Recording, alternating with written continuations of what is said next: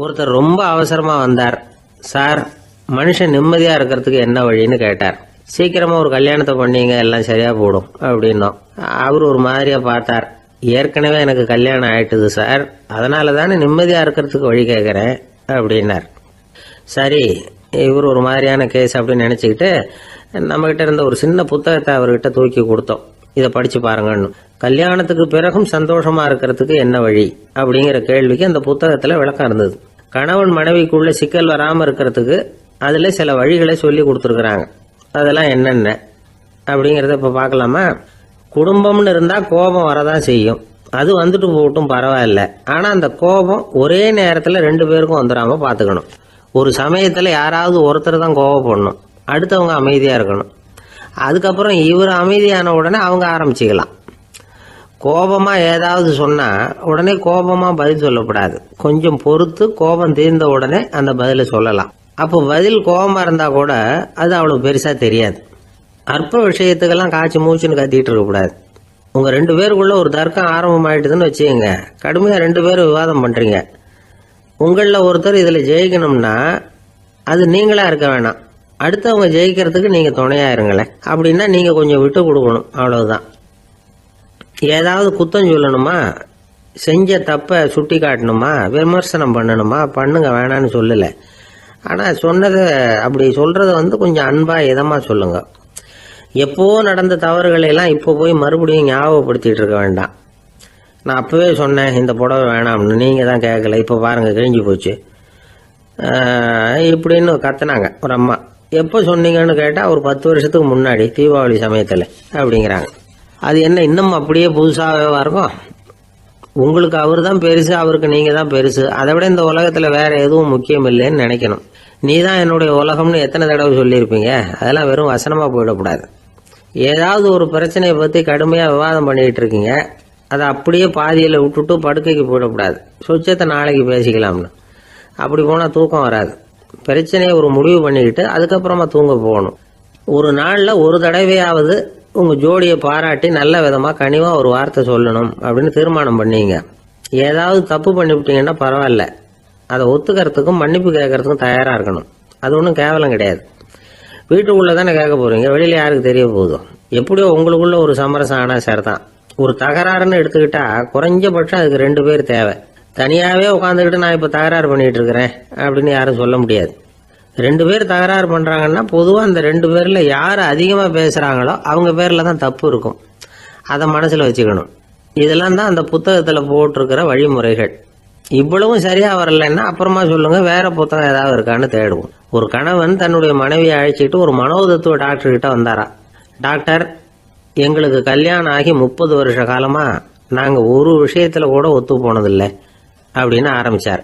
உடனே அந்த அம்மா குறுக்கிட்டு, அது 30 வருஷம் இல்ல 32 வருஷம் அப்படின்னாங்களாம்.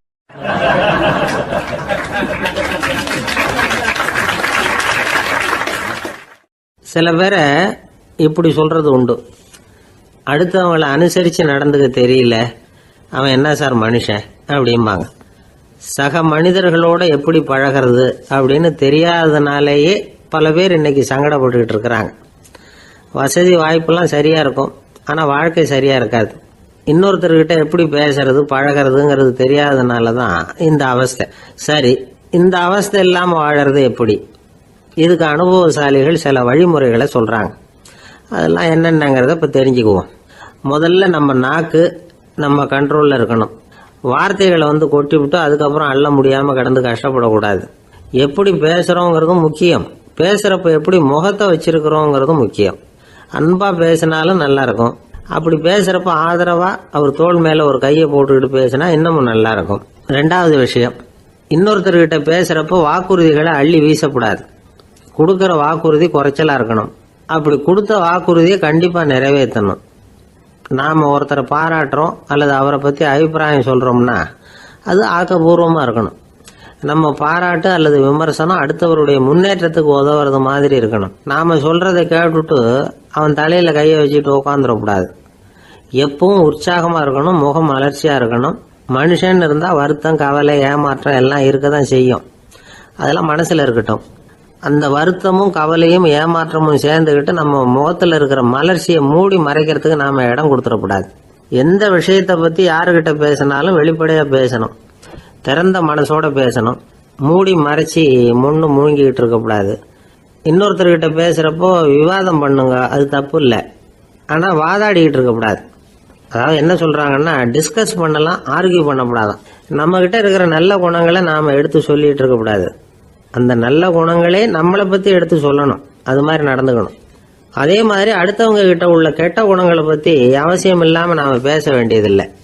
உங்களை பற்றி யாராவது தப்பாக பேசுகிறாங்களா, அப்படி அவங்க பேசுகிறதுல உண்மை இல்லையா அப்படின்னா அதை நீங்கள் பொருட்படுத்த வேண்டியதில்லை, விட்டுடலாம். அது தானாக போயிடும். ஒரு 4-5 பேரோட பேசிக்கிட்டு இருந்தீங்கன்னா எல்லாருக்கும் முக்கியத்துவம் கொடுங்க, யாரையும் அலட்சியப்படுத்தாதீங்க. தமாஷா பேசலாம், ஆனால் உங்கள் தமாஷ் அடுத்தவங்களை கேலி பண்ணுறதா இருக்கக்கூடாது. நமக்கு கிடைக்க வேண்டியது கிடைக்கலையே அப்படிங்கிற தவிப்பு நம்மக்கிட்ட இருக்கக்கூடாது, அது தேவையில்லை. உங்கள் செயல்பாடுகள் தெளிவாக இருக்கட்டும், பாராட்டு தானாக அவங்கள தேடிட்டு வரும். இன்னொரு மனுஷனுடைய மனசில் கௌரவமான ஒரு இடத்த பிடிக்கணும்னா நாம் இந்த குணத்தையெல்லாம் நம்மக்கிட்ட வளர்த்துக்கணும். இதெல்லாம் அனுபவசாலிகள் சொல்லியிருக்கிற குறிப்புகள். இந்த குறிப்புகளை சரியாக புரிஞ்சுக்கணும், அது முக்கியம். தப்பாக புரிஞ்சுக்கிட்டா என்ன ஆகும் தெரியுமா? இதை கேளுங்க. ஒருத்தர் வந்தார், சார் அடுத்தவங்க தோள் மேலே கையை போட்டுக்கிட்டு அன்பாக பேசணும்னு சொன்னீங்க, அப்படி தான் பேசினேன். அவர் முதுகை கூட தட்டி கொடுத்தேன், என் வேலை போயிட்டுது சார், வீட்டுக்கு அனுப்பிச்சிட்டாங்க அப்படின்னார். யாருக்கிட்ட அப்படி பேசுனீங்கன்னு கேட்டோம். என் முதலாளிகிட்ட சார் அப்படிங்கிறார் ரொம்ப சோகமா.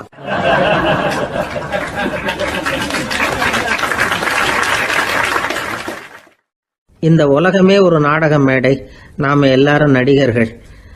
இது ஞானிகள் சொல்றது. இது ஒரு பக்கம் இருக்கட்டும். இந்த உலகத்துக்குள்ள எத்தனையோ நாடக மேடைகள், எத்தனையோ நடிகர்கள், எத்தனையோ நாடகங்கள், இதெல்லாம் எப்படி ஆரம்பமாச்சு? அதுதான் இன்னைக்கு தகவல். அதாவது ஆதி மனிதன் பேச ஆரம்பிக்கிறதுக்கு முன்னாடி சைகையாலேயே எல்லாத்தையும் சொல்லிக்கிட்டு இருந்தான். அதனால் அப்போவே நடிப்பு ஆரம்பமாயிட்டுது. முதல்ல ஒரு வேட்டையைத்தான் அவன் நடித்து காட்டியிருப்பான். இவன் எப்படி போனான், எதிரில் மிருகம் எப்படி வந்தது, அதோட எப்படி சண்டை போட்டான், எப்படி அடித்து கொண்டுகிட்டு வந்தான், இதை அப்படியே மற்றவங்களுக்கு நடித்து காட்டியிருப்பான். ஏன்னா மொழி கிடையாது. இந்த காலத்துலலாம் நாடகங்களில் நடிக்கிறவங்கள நடிகர்கள்ங்கிறோம். ஒரு காலத்தில் இவங்களுக்கு என்ன பேர் தெரியுமா? திஸ்பியர்கள் அப்படின்னு பேரான். இதுக்கு காரணம் உண்டு. அதாவது 2000 வருஷத்துக்கு முன்னாடி கிரீஸ் நாட்டில் திசிபியஸ் அப்படின்னு ஒரு ஆள் இருந்தான். அவன் ஒரு பெரிய நாடக கலைஞன். அவன் சில இளைஞர்களை சேர்த்துக்கிட்டான், பயிற்சி கொடுத்தான், நாடக குழுவை உருவாக்கினான். நடிகர்களையும் நாடகத்துக்கு தேவையான பொருள்களையும் ஏற்றிக்கிட்டு போகிறதுக்கு ஒரு வண்டியையும் தயார் பண்ணான். அந்த வண்டியிலேயே அவன் கிரேக்க நாடு பூராவும் சுற்றினான். ஊர் ஊராக நாடகம் போட்டான். ஒரு ஊருக்கு போனதும் அங்கே நாடகம் நடத்த தியேட்டர் இருக்கா அப்படிங்கன்னெல்லாம் பார்க்கறது இல்லை அவன். ஏன்னா அப்போலாம் தியேட்டர்னா என்னென்ன தெரியாது. நாடகம்னா அது ஒரு மூடிய கொட்டைக்குள்ளே தான் நடத்தணுங்கிறது அப்போ யாருக்குமே தோணலை. இந்த வண்டி போகும், அதுவே ஒரு பகுதி, அப்படியே ஒரு மேடை மாதிரி விரிச்சிக்கும். அதில் ஏறி நின்றுக்கிட்டு நாடகத்தை நடித்து காட்டுவாங்களாம். மக்கள்லாம் எதிரில் தரையில் உட்காந்து அதை பார்த்துக்கிட்டு இருக்கிறது. உலகத்தின் முதல் நடமாடும் தியேட்டர் இதுதானா. இந்த திசிபியஸ் தான் முதலாக உலகத்தில் நாடகம்ங்கிற பொழுதுபோக்கை நடத்தி காட்டினவன் அப்படின்னு சொல்கிறாங்க. அவன் சொந்தமாக நாடகம் எழுதுனா, நடித்தான், நாடகத்தை இயக்கினான். அதனால தான் அவனை first man of the theatre அப்படின்னு சொல்லுவாங்க. அவன் தான் நாடக மேடையின் முன்னோடி. கிரேக்கர் காலத்திலேயே நாடக ஆசிரியர்கள், நடிகர்கள், ரசிகர்கள் இவங்கெல்லாம் உருவாயிட்டாங்களாம். நாடகத்தின் சரித்திரத்தில் இந்த 3 பிரிவும் ரொம்ப முக்கியம். அதாவது கிரேக்க தியேட்டர்கள்லாம் திறந்த வெளி மேடைகள் தான். பெரும்பாலும் மலைச்சரிவுகள், அதுவே படிப்படியாக பண்ணியிருப்பாங்க. கீழே அரைவட்ட வடிவில் மேடை, அதுக்கு ஆர்கெஸ்ட்ரான்னு பேர். பிற்காலத்தில் இதில் உட்காந்து இசைக்குழுவினர் வாய்ச்சதுனால இசைக்குழுவுக்கே ஆர்கெஸ்ட்ராங்கிற பேர் வந்துட்டுது. இப்போ கிரேக்க தியேட்டர்களில் ஒன்று, அதோட காலம் கிமு 340. அதை இன்னமும் பாதுகாத்து வச்சிருக்கிறாங்களாம். எபிடாரஸ் அப்படிங்கிற இடத்துல அது இருக்குதான். இன்னமும் அந்த தியேட்டரை பயன்படுத்திக்கிட்டு வர்றாங்களாம். சிறந்த கிரேக்க நாடகங்கள்லாம் அங்கே நடிக்கிறாங்களாம். ஆரம்ப காலத்திலேயே கட்டணம் கிடையாது. அப்புறம் பின்னாடி தான் நுழைவு கட்டணம்லாம் அப்படியே வந்துட்டு தான். நடிகர்கள் பளபளப்பான ஆடைகள் உடுத்தியிருப்பாங்களாம். இந்த குதிகால் உயர்ந்த காலணிகள் போட்டிருப்பாங்களாம். இதெல்லாம் பழைய குறிப்புகள். பலவிதமான உருவங்களில் மாஸ்க் அப்படின்னு சொல்லப்படுற முகமூடி. அதனால் ஒரே நடிகர் பல வேடங்களில் நடிக்கிறது உண்டான். ஆரம்பத்தில் பெண் நடிகர்கள் கிடையாது, எல்லாம் ஆண் நடிகர்கள் தான். ரோமானியர்கள் தான் முதல் நிரந்தர நாடக மேடையை கட்டினவங்க. அதுதான் முதல் தியேட்டர். கிமு 1048 காலகட்டத்தில் பாம்பிங்கிற நகரத்தில் அதை கட்டியிருக்கிறாங்களாம். கிரேக்க ரோமானிய தியேட்டர்களின் அடிப்படையிலேயே இந்த இத்தாலிய வடிவ அமைப்பாளர்கள் இந்த குதிரை லாட வடிவில் ஒரு ஆடிட்டோரியத்தை உருவாக்கினாங்களாம். இப்படி அதை பற்றி நிறைய தகவல் இருக்குது. 1576 லண்டனில் இந்த வின்ஸ்பர்ரி, அப்புறம் இந்த பில்ட்ஸில், அப்புறம் ஜேம்ஸ் இப்படிங்கிற ஒரு முயற்சியால் தான் இங்கிலாந்தில் முதல் தியேட்டர் உருவாச்சான். அப்படி ஒருத்தர் இருந்தாராம். உலக நாடக மேடையின் வரலாறு இதுதான். அதாவது இப்பெல்லாம் அறிவியல் வளர்ச்சி அதிகமாயிட்டுது, திரைப்படம் தொலைக்காட்சி எல்லாம் வந்தாச்சு. ஒவ்வொரு வீடுமே ஒரு குட்டி தியேட்டர் மாதிரி ஆயிட்டுது. தொலைக்காட்சி முன்னாடி உட்காந்து எழுந்திருக்கவே மனசு வர்றதில்லை. ஒரு அம்மா ஒரு மனோதத்துவ டாக்டரை தேடிட்டு வந்தாங்களாம் இந்த காலத்தில். டாக்டர், எங்கள் வீட்டுக்காரர் எப்போ பார்த்தாலும் டிவி முன்னாடி உட்காந்துக்கிட்டு அதையே வெறிச்சு பார்த்துக்கிட்டு இருக்கிறார், உத்து பார்த்துக்கிட்டு இருக்கார், எனக்கு சந்தேகமாக இருக்குன்னாங்களாம். இது மனக்கோளாறு இல்லைங்க, ஆர்வ கோளாறு, அவ்வளவுதான், இதுக்காக பயப்படாதீங்கன்னாராம் டாக்டர். அப்படி இல்லை டாக்டர், டிவி ஓடும் பொழுது நாம எல்லாம் அதை பார்க்குறோம் சரி, ஆனால் அவர் அப்படி இல்லை, டிவியை நிறுத்தினதுக்கு அப்புறமும் அதையே உத்து பார்த்துட்டு உட்காந்துருக்கிறார், அதனால தான் சந்தேகப்பட்டு உங்ககிட்ட வந்தேன் அப்படின்னாங்களாம்.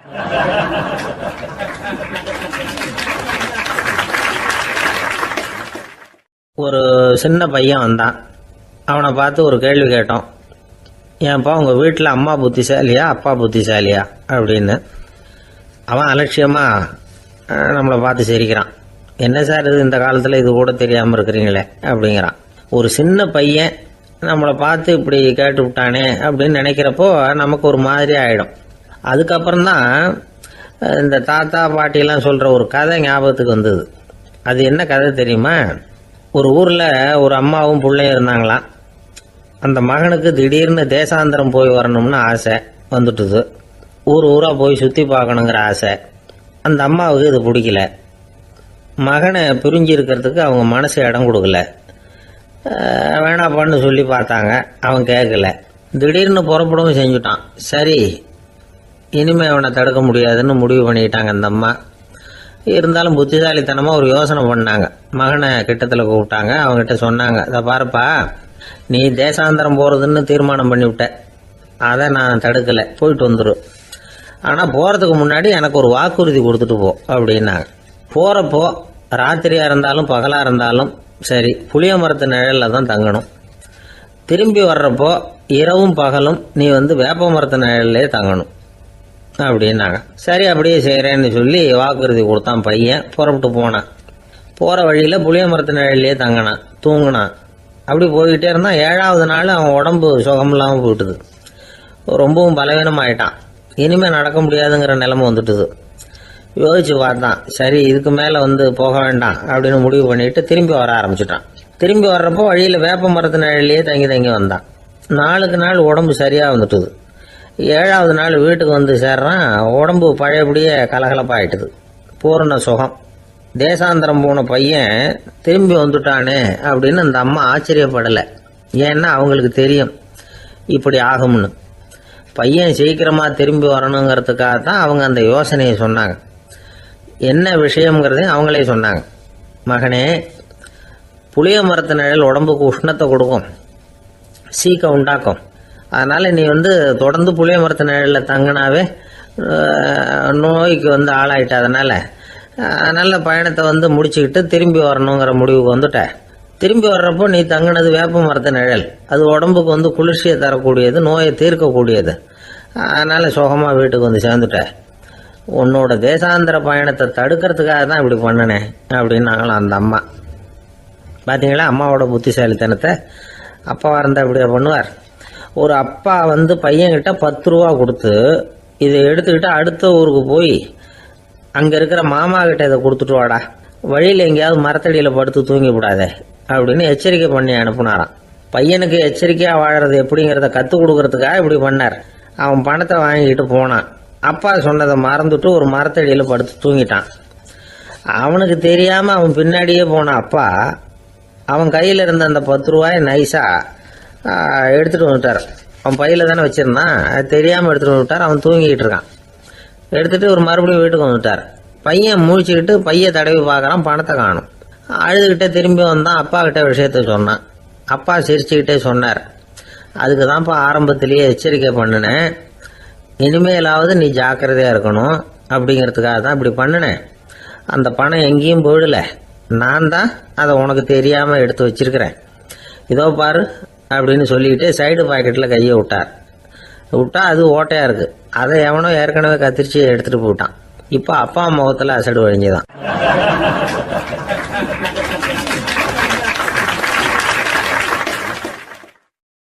ஒரு அரசனும் அமைச்சரும் ஒரு நாள் ரொம்ப சாவகாசமாக பேசிக்கிட்டு இருந்தாங்களாம். அரசன் அமைச்சரை பார்த்து ஒரு கேள்வி கேட்டிருக்கார். ஏங்க அமைச்சரே, ஆசை இல்லாத ஒரு மனுஷனால இருக்க முடியுமா அப்படின்னு. ஏன் முடியாது, துறவி அப்படிங்கிறவங்கெல்லாம் அப்படிப்பட்டவங்க தானே அப்படின்னாராம் அமைச்சர். அவங்கெல்லாம் உண்மையிலேயே ஆசையை விட்டவங்க தானா அப்படின்னு கேட்டாராம் ராஜா. அப்படிதான் இருக்கணும் அப்படின்னாராம் அமைச்சர். அப்படின்னா ஆசையே இல்லாத ஒரு உண்மையான துறவியை நான் பார்க்கணுமேன்னார். அது என்ன பிரமாதம், அதுக்கு நான் ஏற்பாடு பண்ணுறேன் அப்படின்னு விட்டார் இவர். சொல்லிவிட்டு உடனே புறப்பட்டு போனார். அங்கே எங்கே தேடினார். அப்புறம் தான் அவருக்கு புரிஞ்சுது உண்மை துறவியை கண்டுபிடிக்கிறது எவ்வளவு கஷ்டமான காரியம்னு. இருந்தாலும் ராஜா கிட்ட சொல்லியாச்சே உண்மை துறவியை காட்டுறேன்னு. இப்போ என்ன பண்ணுறது, ராஜா கிட்ட சொன்னபடி நடக்கலைன்னா அவருக்கு கோபம் வந்துடும். அமைச்சர் ஒரு யோசனை பண்ணார். அவருக்கு ஒரு வழி தெரிஞ்சுது. அதுதான் சரின்னு முடிவு பண்ணார். அதாவது அந்த ஊரில் அவருக்கு தெரிஞ்ச நாடக நடிகர் ஒருத்தர் இருக்கிறார், நல்லா நடிப்பார். அவரை போய் பார்த்தார். இதை பாருப்பா, எனக்காக நீ ஒரு காரியம் செய்யணும்னார். என்னன்னு கேட்டார் அவர். நீ ஒரு துறவி மாதிரி கொஞ்ச நேரத்துக்கு நடிக்கணும். ராஜா உன்னை பார்த்துட்டு போகிற வரைக்கும் நடி, அது போதும். அதுக்காக உனக்கு 10,000 ரூபா தரேன் அப்படின்னார். அவர் எந்த காலத்தில் இவ்வளவு பணத்தை மொத்தமாக பார்த்துருக்கார். அதனால் உடனே சரின்னு ஒத்துக்கிட்டார். அமைச்சர் அரண்மனைக்கு திரும்பி வந்தார். என்ன அமைச்சரே, இன்னுமா ஒரு உண்மையான துறவி கிடைக்கலன்னார்.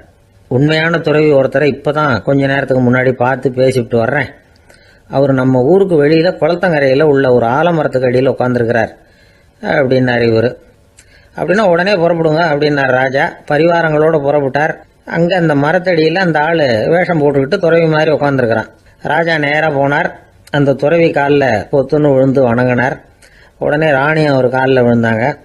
அடுத்தபடியாக அமைச்சர் விழுந்தார். அவருக்கு தெரியும் இது நம்ம ஆள் தான்னு. இருந்தாலும் என்ன பண்ணுறது, நேரம். அப்புறம் பரிவாரங்கள்லாம் துறவி காலில் விழுந்து ஆசீர்வாதம் வாங்கிட்டாங்க.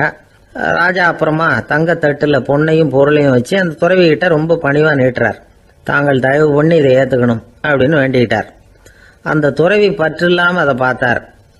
எல்லாத்தையும் திறந்துட்ட எனக்கு இதெல்லாம் எதுக்காக அப்படின்னு சொல்லி அதை மறுத்துட்டாராம். ஆஹா, உண்மையான துறவியை பார்த்துட்டோம் அப்படிங்கிற ஆனந்தம் அரசருக்கு. ரொம்ப நிம்மதியாக திருப்தியாக திரும்பி வந்தார் அரண்மனைக்கு. அதுக்கப்புறம் அமைச்சர் யாருக்கும் தெரியாமல் அந்த துறவிகிட்ட ஓடினார்.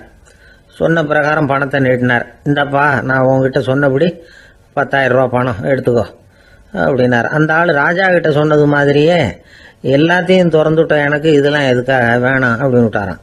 நடித்த வரைக்கும் போதும்ப்பா, இனிமேல் இந்த நாடக வசனம்லாம் வேணாம், வேஷத்தை கலைச்சிடும், பணத்தை வாங்கிக்கோன்னார். இல்லைங்க, இது வேஷம் இல்லை, இது வசனமும் இல்லை, இது உண்மை. கொஞ்ச நேரம் துறவி மாதிரி நடித்ததுக்கே இந்த தேசத்து ராஜா, ராணி, அமைச்சர், பரிவாரங்கள் எல்லாம் என் காலில் விழுந்து வணங்குறாங்க. அப்படின்னா உண்மையான துறவியாக இருக்கிறது எவ்வளவு பெருமையான விஷயம். நான் உண்மையான துறவியாக ஆக போகிறேன், அப்படி முடிவும் பண்ணிட்டேன் அப்படின்னார் அந்த நடிகர். வேஷம் கூட எப்படிப்பட்ட விளைவுகளை உண்டு பண்ணுது பார்த்தீங்களா. நம்மால் ஒருத்தன் ரொம்ப வசதியாக தான் இருந்தான். ஒரு நாள் அவன் சொத்து பூரா திருட்டு போயிட்டுது. அதுக்கப்புறம் இவன் துறவி மாதிரி ஆயிட்டான். ஊர் ஊராக சுற்றினான். ஒரு குருநாதரை தேடி கண்டுபிடிச்சான். அவர்கிட்ட சீடனாக சேர்ந்துக்கிட்டான். அவனை பார்த்து ஒருத்தர் கேட்டார், நீ உண்மையான சீடன் தானான்னு. இல்லைங்க, சீடன் மாதிரி நடிச்சுக்கிட்டு இருக்கிறேன் அப்படின்னா. அது குரு துரோகம் இல்லையா அப்படின்னு கேட்டார் அவர். இல்லைங்க, நான் பண்ணது குரு துரோகம் இல்லை, என் குரு பண்ணது தான் துரோகம். என்னுடைய பணத்தை கொள்ளையடிச்சது இவர் தான். அதை எங்கே வச்சிருக்காருன்னு கண்டுபிடிக்கிறதுக்காக தான் இவர்கிட்ட சீடனாக சேர்ந்துருக்கிறேன் அப்படின்னானா.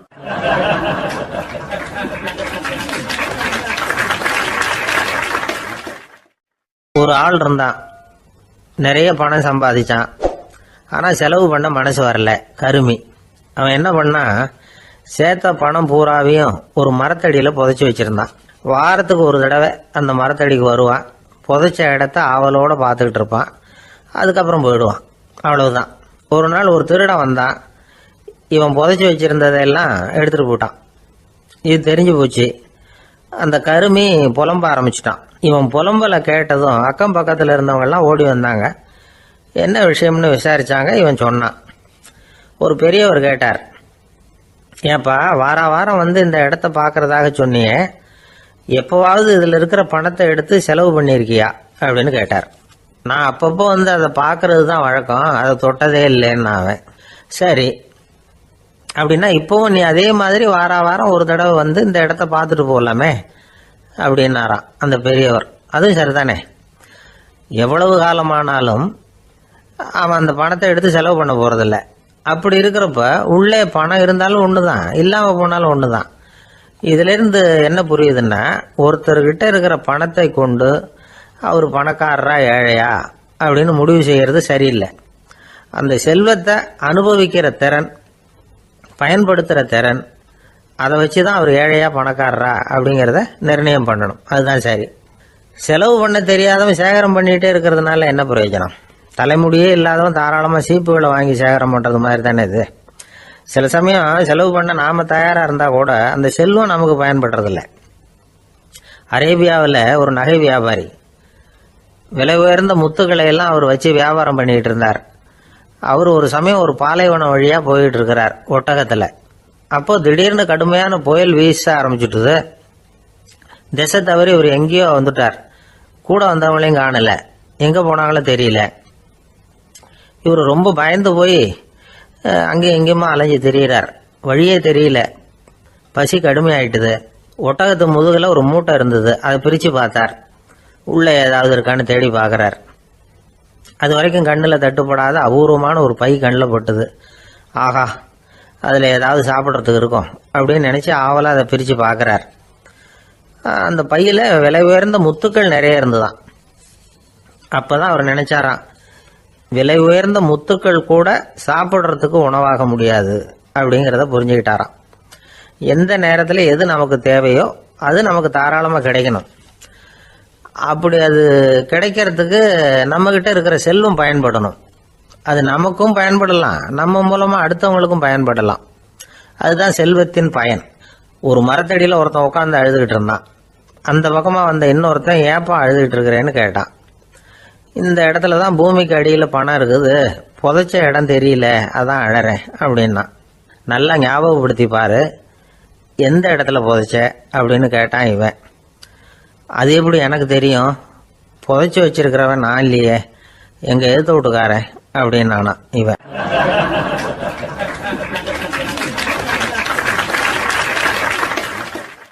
அந்த ஆள் என்னை கண்ணா பண்ணான்னு திட்டிவிட்டான் சார், அதை நினைச்சா எனக்கு ரொம்ப வருத்தமா இருக்கு அப்படின்னு சொல்லி கவலைப்பட்டார் ஒருத்தர்.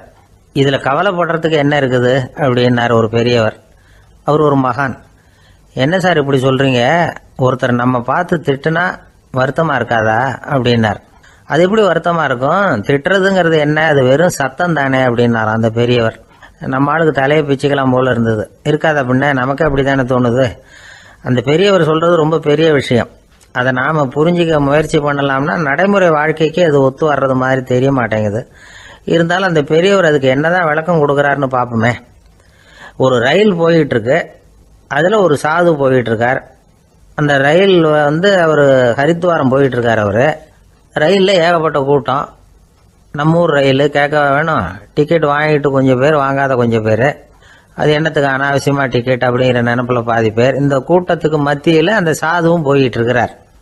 உட்கார்றதுக்காக இருந்த இடத்துல ஒரு ஆள் படுத்திருக்கிறான். கொஞ்சம் முரட்டு ஆசாமி. அவன் காலு பக்கத்தில் கொஞ்சோண்டு இடம் பாக்கி இருந்தது. அந்த இடத்துல இந்த சாது உட்காந்துருந்தார். மெதுவாக உட்காந்துக்கிட்டார் போய். ஆனால் அந்த ஆள் ராத்திரி பூரா இவரை காலால் உதச்சிக்கிட்டே இருக்கிறான். அது இவருக்கு ரொம்ப அவமானமாக பட்டுது. அதனால துக்கம் ஏற்பட்டது. இருந்தாலும் அதை ஒரு மாதிரியாக சகிச்சுக்கிட்டே இவர் வந்து சேர்ந்தார். பொழுது விடிஞ்சது. அந்த சாது ஹரித்வார் வந்து சேர்ந்தார். அங்கே ஒரு பெரிய ஞானியை சந்திச்சார். ராத்திரி ரயிலில் அந்த ஆள் உதைச்சதையும் அதனால் தனக்கு ஏற்பட்ட துக்கத்தையும் இந்த சாது அந்த ஞானிகிட்ட சொன்னார். சொல்லிவிட்டு, ஏன் சுவாமி, எனக்கு துக்கம் ஏற்பட்டதே அது தப்பா அப்படின்னு கேட்டார். தவறுதான் அந்த ஞானி. உனக்கு இன்னமும் தேக அபிமானம் போகலைங்கிறது தான் அது காட்டுது. அஷ்டாவக்கிரர் என்ன சொல்றார் தெரியுமா, உண்மையான ஞானி யாராவது தன்னை வந்தனை செய்தால் அதற்காக சந்தோஷப்பட மாட்டார், யாராவது நிந்தனை செய்தால் அதற்காக வருத்தப்பட மாட்டார் அப்படின்னு சொல்றார். நிந்தனைங்கிறது ஒரு ஒலி தான். தேகாபிமானம் இருக்கிற வரைக்கும் இந்த ஒலி நம்மளை வேதனைப்படுத்தும்.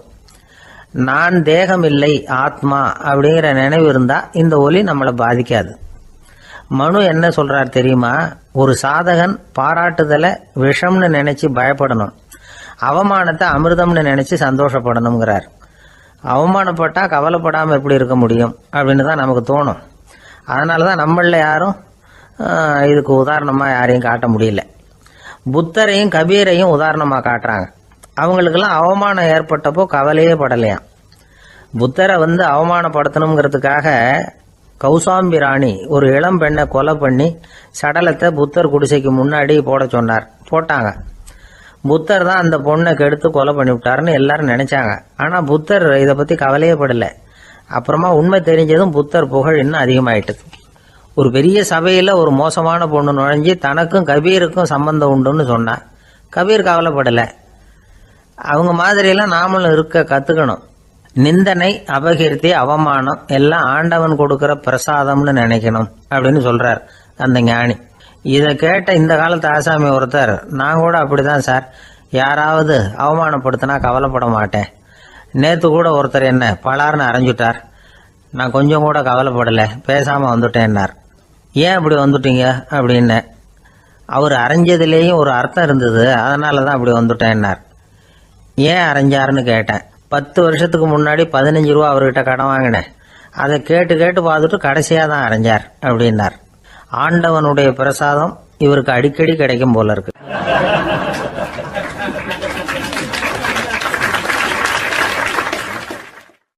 ஒரு பல்கலைக்கழகம், அங்க ஒரு இலக்கிய பேராசிரியர், அவர் பாடம் நடத்திட்டு இருந்தார். ராபர்ட் பிரவுனிங் எழுதிய கவிதைகளை பத்தி சொல்லிட்டு இருக்கிறார். மாணவர்களும் ரொம்ப அக்கறையா அதை கேட்டுக்கிட்டு இருக்கிறாங்க. ஒரு குறிப்பிட்ட கவிதையை பத்தி சொல்லும் பொழுது அந்த பேராசிரியருக்கே ஒரு சந்தேகம். அதாவது அந்த கவிதையின் சரியான அர்த்தம் என்னங்கிறதுல சந்தேகம். பேராசிரியர் யோசனை பண்ணார். அந்த கவிதையை முழுசா புரிஞ்சுக்க முடியல. அதனால மாணவர்களை பார்த்து சொன்னார், மாணவர்களே, ஒரு நாள் பொறுத்துங்க, இந்த கவிதையை எழுதின கவிஞர் எங்க வீட்டுக்கு பக்கத்துல தான் இருக்கிறார். இன்னைக்கு சாயந்தரம் நான் அவரை நேரிலேயே போய் பார்க்கறேன், பார்த்து இதுக்கு என்னங்க அர்த்தம்னு கேட்டுட்டு வந்துடுறேன், அதுக்கப்புறம் உங்ககிட்ட சொல்றேன் அப்படின்னாராம். அன்னைக்கு சாயந்தரமே அந்த பேராசிரியர் கவிஞரை தேடிட்டு போயிட்டார். கவிஞர் அவங்க வீட்டில் அவர் பாட்டு உட்காந்துருந்தாராம். இவர் போய் அவர் முன்னாடி உட்காந்தார். அப்புறம் கேட்டார், ஐயா, அந்த கவிதையின் முழு பொருள் என்னன்னு தெரிஞ்சுட்டு போறதுக்காக வந்திருக்கிறேன் அப்படின்னாராம். எந்த கவிதை அப்படின்னாராம் அவரு. இவர் அந்த கவிதையை சொல்லியிருக்கார். கவிஞர் கொஞ்சம் யோசனை பண்ணிவிட்டு அப்புறம் சொன்னாராம், பேராசிரியரே, நீங்க கொஞ்சம் தாமதமா வந்துட்டீங்கன்னாராம். இவருக்கு ஒன்றும் புரியல. நீங்க என்ன சொல்றீங்க? நான் தாமதமா வந்துட்டேனா? நீங்க தான் உயிரோடு இருக்கிறீங்களே, அப்படி இருக்கும்பொழுது நான் தாமதமா வந்துட்டேன்னா அது எப்படி அப்படின்னு இவர் குழம்பி இருக்கிறார்.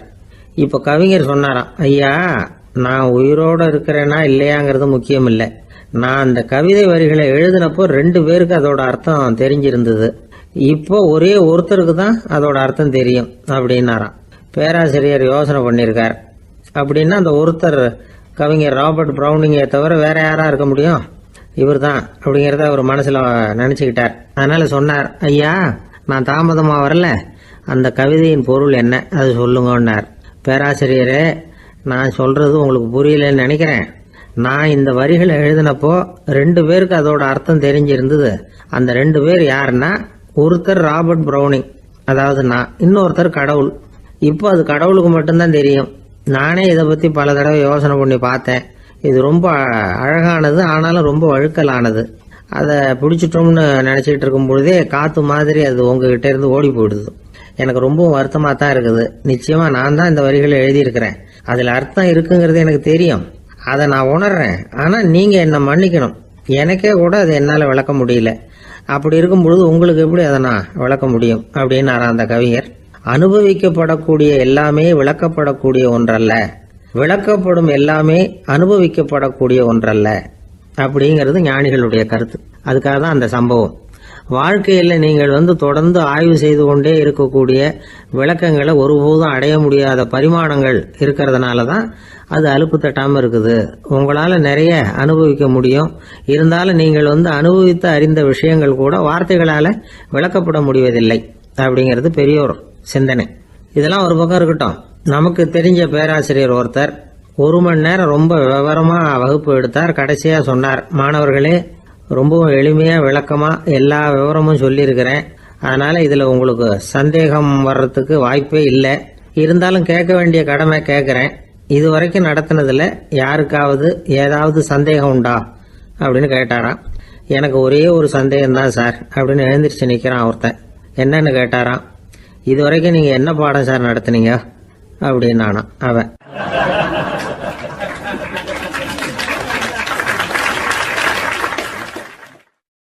அம்மாக்காரங்களுக்கு அடிக்கடி ஏற்படுற கவலை ஒன்று உண்டு.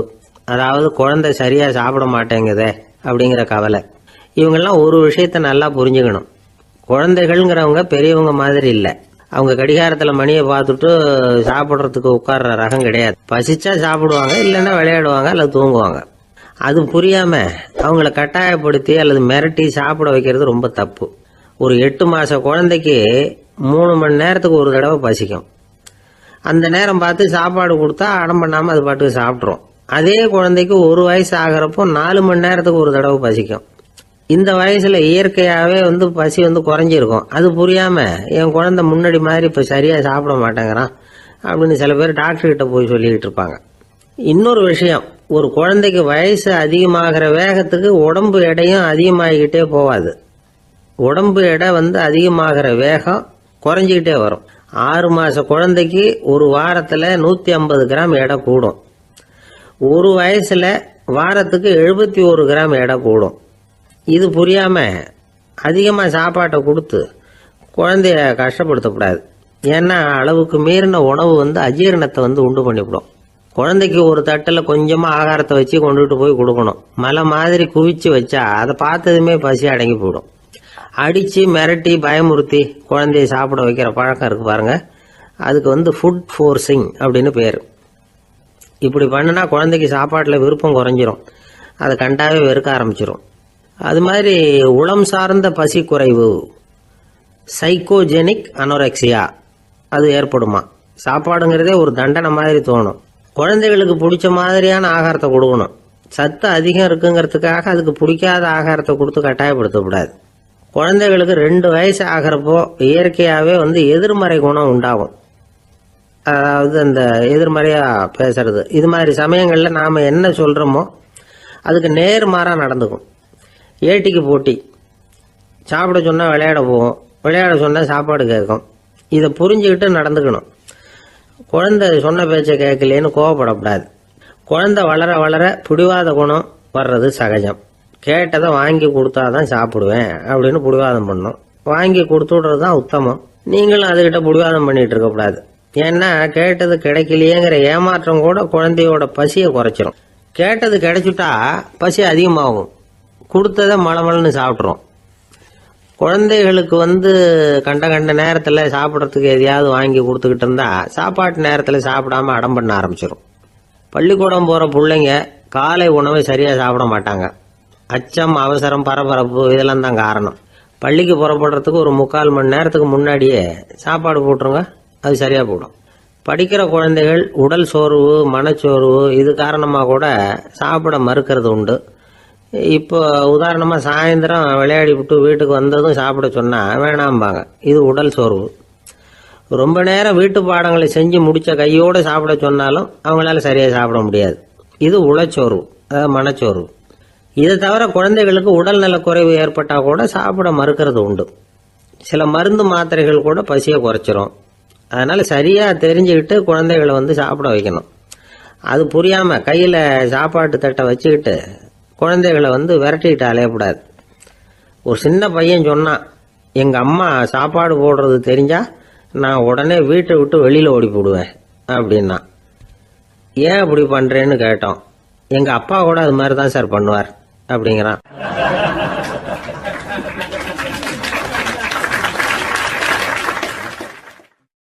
பந்திக்கு முந்தர ஆசாமிகள் நம்மள பல பேர் உண்டு.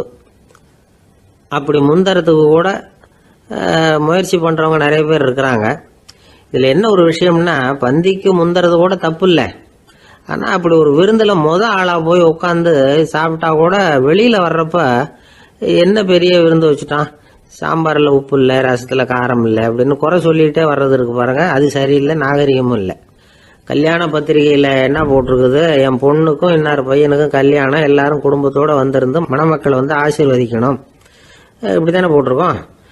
குடும்பத்தோடு வந்து விருந்து சாப்பிட்டு சாப்பாடு எப்படி இருக்குன்னு அபிப்பிராயம் சொல்லிவிட்டு போங்க அப்படின்னா போட்டிருக்கு கல்யாண பத்திரிகையில். ஒருத்தர் வீட்டு விசேஷத்துக்கு போயிருக்கோம்னா எவ்வளவோ அசௌகரியங்கள் நமக்கு ஏற்படலாம். ஏராளமான கூட்டம் வந்திருக்கும். எல்லாரையும் அவங்க வந்து தனித்தனியாக கவனிச்சிக்கிட்டு இருக்க முடியாது. நாம தான் அனுசரித்து நடந்துக்கணும். நாமளாக போய் வாழ்த்த வேண்டியவங்களை வாழ்த்தி விட்டு வந்து சேரணும். அதை விட்டுட்டு பத்திரிக்கை கொடுத்தானேன்னு போனேன், கவனிப்பே சரியில்லை அப்படின்னு புலம்பிக்கிட்டு இருக்கக்கூடாது. ஒரு விருந்துக்கு போனால் அங்கே எப்படி நடந்துக்கணும் அப்படிங்கிறத பற்றி கூட அனுபவசாலிகள் சில விவரங்கள்லாம் சொல்லியிருக்கிறாங்க. இந்த காலத்தில் கல்யாணம், பிறந்த நாள், அது இதுன்னு நிறைய விருந்துகள் நடக்குது. அதெல்லாம் எதுக்காக? மனித உறவுகளை வளர்த்துக்கிறதுக்காக தான், வேற எதுக்கு? ஒரு விருந்துக்கு போனால் அமைதியாக பொறுமையாக போய் உட்காரணும். அடித்து பிடிச்சிக்கிட்டு இடத்த பிடிக்க போகிறேன் அப்படின்னு நிற்கக்கூடாது. முதல் பந்தி நடந்துக்கிட்டு இருந்தால் அது முடிஞ்சு இலை எடுத்து சுத்தம் பண்ணதுக்கு அப்புறம் போய் உட்கார்றது தான் நாகரீகம். இலை எடுக்கிறதுக்கு முன்னாடியே அங்கே போய் உட்காந்தா நல்லா இருக்காது. நீங்கள் சாப்பிட்டுட்டு உட்காந்துருக்கீங்களா, சாப்பிட்றதுக்கு உட்காந்துருக்கீங்களா, பார்க்குறவங்களுக்கு சந்தேகம் வந்துடும். அதே மாதிரி இலையில எல்லா ஐட்டமும் பரிமாறினதுக்கு அப்புறம் சாப்பிட ஆரம்பிக்கணும். ஒவ்வொரு ஐட்டமாக வைக்க வைக்க நாம் பாட்டுக்கு எடுத்து உள்ளே தள்ளிகிட்டே இருந்தோம்னா எதை வச்சோம் எதை வைக்கலன்னு பரிமாறினவரே குழம்பி போயிடுவார். ஏன்னா எப்போ பார்த்தாலும் இலை காலியாகவே இருக்கும். சாப்பிட்றப்போ உங்கள் சாப்பாட்டையே நீங்கள் கவனிக்கணும். அடுத்தவங்க இலையில என்ன இருக்குது, பக்கத்தில் இருக்கிறவர் எதை அதிகமாக சாப்பிட்றார், இதெல்லாம் நமக்கு என்னத்துக்கு? எல்லாரும் சாப்பிட்டு முடிக்கிற வரைக்கும் பொறுமையாக இருக்கிறது தான் நல்லது. நீங்கள் மட்டும் திடீர்னு பாதியில் எழுந்திரிச்சு பக்கத்தில் இருக்கிறவங்களுக்கு சங்கடமாக இருக்குமேங்கிறதெல்லாம் யோசிக்காமல் நீங்கள் பாட்டு எழுந்திரிச்சு போகக்கூடாது. பக்கத்தில் உள்ளவங்க உங்களை எழுந்திரிக்க சொன்னால் எழுந்திரிச்சு போகலாம். விருந்துகளில் சாப்பாட்டை வீணாக்கிறதே ஒரு நாகரிகமாக போட்டுது. இந்த காலத்தில் சாப்பாட்டுக்கே கஷ்டப்பட்டுக்கிட்டு பல பேர் இந்த உலகத்தில் இருக்கிறப்போ சாப்பாட்டை வீணாக்கிறது எவ்வளோ பெரிய மோசங்கிறத நினச்சி பார்க்கணும். வேணுங்கிற அளவுக்கு கேட்டு வாங்கி சாப்பிட்றது தான் முறை. விருந்தில் இந்த பஃபே அப்படின்னு சொல்லி ஒரு முறை சொல்கிறாங்கல்ல, அதாவது உணவு வகைகளையெல்லாம் பொதுவாக ஒரு இடத்துல வச்சுடுறது, நமக்கு தேவையானதை நாமே எடுத்துட்டு ஒரு தட்டில் போட்டுக்கிட்டு சாப்பிட வேண்டியது. இதில் கூட சில பேர் தேவைக்கு அதிகமாக எடுத்து போட்டுக்கிட்டு வீணாக்குறாங்க. சில சமயம் வந்து கடைசியாக சாப்பிட போகிறவங்களுக்கு எல்லா ஐட்டமும் கிடைக்காம போகலாம். அதை போய் பெருசு பண்ணிகிட்டு இருக்கக்கூடாது. என்ன சார் இந்த அளவுக்கு கூடவா நாகரிகம் தெரியாமல் இருக்கிறோம், இதை போய் பெருசாக சொல்ல வந்துட்டீங்களே அப்படின்னு நினைக்கலாம். ஒருத்தர் 2 பேருக்கு இந்த விவரம் தேவைப்படலாம். அவங்க காதலையும் இது விழட்டுமேங்கிறதுக்காக தான் இது. ஒரு பெரிய கல்யாண விருந்து நடந்துக்கிட்டு இருந்தது. விருந்து மண்டபத்து வாசலில் ஒருத்தர் நின்றுக்கிட்டு வர்றவங்களையெல்லாம் ரொம்ப மரியாதையாக வணங்கி உள்ளே அனுப்பி வச்சுக்கிட்டு இருந்தார். எப்படி தெரியுமா? வர்றவங்க கையெல்லாம் பிடிச்சி முத்தம் கொடுத்து அதுக்கப்புறம் உள்ளே அனுப்பி வச்சுக்கிட்டு இருந்தாராம். கூட்டம்லாம் முடிஞ்சதுக்கப்புறம் அவர்கிட்ட போய் கேட்டிருக்கிறாங்க, சார் நானும் எவ்வளவோ விருந்துகளுக்கு போயிருக்கிறேன், இருந்தாலும் இவ்வளவு மரியாதையாக வர்றவங்க கைக்கெல்லாம் முத்தம் கொடுத்து வரவேற்கிறத இங்கே தான் பார்க்குறேன் அப்படின்னு சொன்னாங்க. அதுக்கு அவர் சொன்னார், அட போங்க சார், நான் முத்தம் கொடுக்கல, முந்தின பந்திக்கு வந்து சாப்பிட்டவங்களே அடுத்த பந்திக்கும் வர்றாங்களான்னு மோந்து பார்த்து அனுப்பி வச்சுக்கிட்டு இருந்தேன் அப்படின்னார்.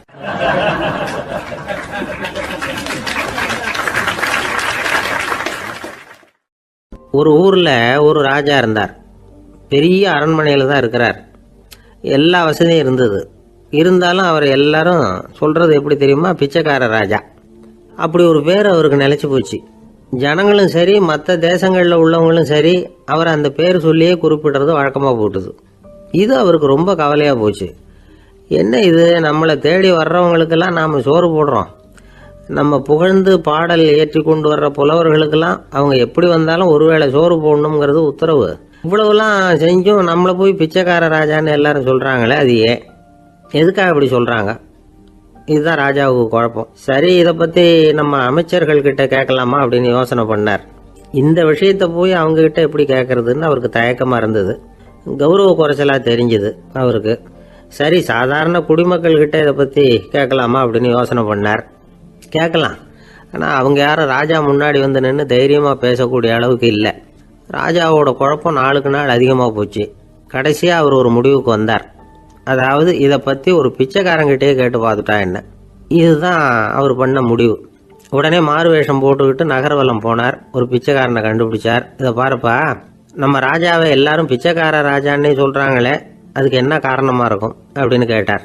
அதுக்கு அவன் சொல்கிறான், இதுக்கான பதிலை இன்னும் ஒரு 30 நாளில் சொல்கிறேன் அப்படின்னா. உடனே இவருக்கு சந்தோஷம். உண்மையை அவங்ககிட்ட சொன்னார். நான் வேற யாரும் இல்லை, நான் தான் இந்த நாட்டு ராஜா. இப்போ நீ என் கூடவே வந்துடு, அரண்மனையிலேயே தங்கிக்கோ. 30 நாள் கழித்து எனக்கு பதில் சொல்லிவிட்டு அதுக்கப்புறமா நீ போகலாம் அப்படின்னு சொல்லி அழைச்சிட்டு வந்துட்டார். அரண்மனையில் ஒரு மூலையில் அவன் தங்கறதுக்கு இடம் கொடுத்தார். தினம் 2 வேளையும் இவனுக்கு சோறு போடுங்க அப்படின்னு உத்தரவு போட்டார். ராஜா கொடுத்த இடத்துல போய் உக்காந்துக்கிட்டான் அந்த பிச்சைக்காரன். தினமும் அந்த அரண்மனையில் நடக்கிறதையெல்லாம் கவனிச்சுக்கிட்டு வந்தான். வேளைக்கு சாப்பாடு வரும், சாப்பிட்டுக்கிட்டு இருக்கான். இப்படி 30 நாள் முடிஞ்சுது. ராஜா வந்தார். என்ன, என்னோட கேள்விக்கு பதில் என்னன்னு கண்டுபிடிச்சிட்டியான்னார். கண்டுபிடிச்சிட்டேன்னா. என்ன எல்லாரும் பிச்சைக்கார ராஜான்னு சொல்கிறாங்களே, அது நியாயமாக படுதா உனக்குன்னு கேட்டார். நியாயமாக தான் படுது, சந்தேகம் இல்லாமல் நீங்கள் பிச்சைக்கார ராஜா தான். என்னதான் நீங்கள் வசதியோடவும் படைபலத்தோடவும் இருந்தால் கூட நீங்கள் எங்கள் வர்க்கத்தை சேர்ந்த ஆசாமி தான் அப்படின்னு அடித்து சொல்லிவிட்டான் அந்த ஆள். எதனால் அப்படி சொல்கிறேன்னு கேட்டார் இவர். அரசே, ஒரு உண்மையை கண்டுபிடிச்சி சொல்கிறதா நான் உங்ககிட்ட சொன்னேன். நீங்கள் ராஜ பரம்பரைன்னா உடனே உங்கள் கழுத்தில் கிடக்கிற முத்து மாலையை கழட்டி பரிசாக கொடுத்துருப்பீங்க, பொண்ணையும் மணியையும் கொடுத்துருப்பீங்க. ஆனால் நீங்கள் அப்படி செய்யலை. என்னை ஒரு மூலையில் உட்கார வச்சு 2 வேளை சோறு போட சொன்னீங்க. உங்களை தேடி யார் வந்தாலும், யார் வந்து பாராட்டி பேசினாலும் அல்லது பிரச்சனைகளை சொன்னாலும் நீங்கள் செய்கிற ஒரே காரியம் சோறு போடுறது தான். பிச்சைக்காரனுக்கு சோறு மட்டும்தான் உலகம். உங்கள் விஷயத்திலையும் நீங்கள் அப்படி தான் நினைக்கிறதாக தெரியுது. நல்லா கவனிங்க. எந்த ஒரு பிரச்சனைக்கும் சோறு தான் முடிவுன்னு நினைக்கிறீங்க பாருங்க. நீங்கள் சந்தேகமில்லாத எங்களை சேர்ந்த ஆளு தான் அப்படின்னு விட்டான் அந்த பிச்சைக்காரன். அதுக்கப்புறம் தான் அந்த ராஜா தன்னுடைய தவறுகளை எல்லாம் தேர்த்திக்கிட்டாராம். பசின்னு வர்றவங்களுக்கு சோறு தான் போடணும், அது தப்பு இல்லை. பாராட்ட வர்றவங்களுக்கெல்லாம் சோத்தையே போட்டு அனுப்புனா இப்படி தான் பேர் வரும். எனக்கு தெரிஞ்ச ஒருத்தர் தினமும் யாராவது ஒருத்தரை தன் வீட்டுக்கு அழைச்சிட்டு போவார், சாப்பாடு போட்டு அனுப்புவார். முன்னறிவிப்பு இல்லாமல் திடீர்னு ஒரு விருந்தாளியோட வீட்டில் போய் இவர் நிற்கிறது வழக்கம். அந்த அம்மாவும் இவருக்காக தயார் பண்ணி வச்சிருந்ததை இவர் அழைச்சிட்டு வந்திருக்கிற விருந்தாளிக்கு போட்டுருவாங்க. விருந்தாளி சாப்பிட்டுட்டு போனதுக்கப்புறம் இவர் மனைவி கிட்ட உனக்கு சிரமம் வேணாம் அப்படின்னு சொல்லிவிட்டு பக்கத்தில் உள்ள ஒரு ஹோட்டலுக்கு போய் காசு கொடுத்து சாப்பிட்டுட்டு வந்துடுவார். பல நாள் இப்படி நடக்கும். ஒரு நாள் அவரை தனியாக கூப்பிட்டுக்கிட்டு போய் ஏன் இப்படி பண்ணுறீங்கன்னு கேட்டோம். அதுக்கு அவர் சொல்கிறாரு, எங்கள் வீட்டு சாப்பாட்டிலேருந்து தப்பிக்கிறதுக்கு எனக்கு வேற வழி எதுவும் தெரியல சார், அதனால தான் இப்படி பண்ணிட்டு இருக்கிறேன் அப்படின்னார் ரொம்ப பரிதாபமா.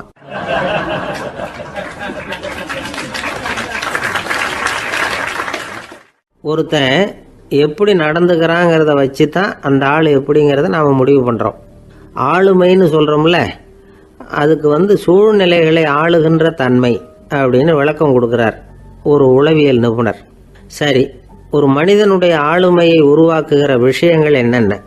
பிறப்பு, வளர்க்கப்பட்ட விதம், படிப்பு, நண்பர்கள், சமுதாயம், இப்படி நிறைய உண்டு.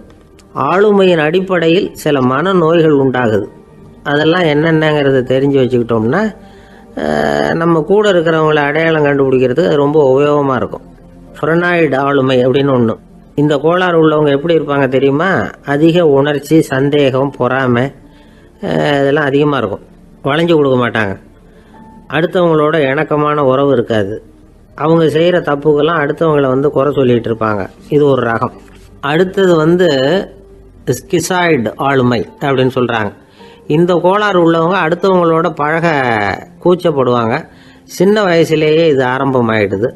பகல் கனவுலேயே சஞ்சரிப்பாங்க. அவங்களுடைய விரோதம், கோபம் இதை கூட வெளியில் காட்டிக்க முடியாமல் இருப்பாங்க. இவங்களுக்கு அகமுகம், பிரச்சனைகள்லேருந்து ஒதுங்கி எதுலேயும் ஈடுபாடு இல்லாதவங்களாக இருப்பாங்க. இப்படி ஒரு ரகம். அடுத்தது சைக்ளோதமிக் ஆளுமை அப்படின்னு சொல்கிறாங்க. அது என்னென்னா, உணர்ச்சிகளில் ஏற்றத்தாழ்வு அதிகமாக இருக்குமா.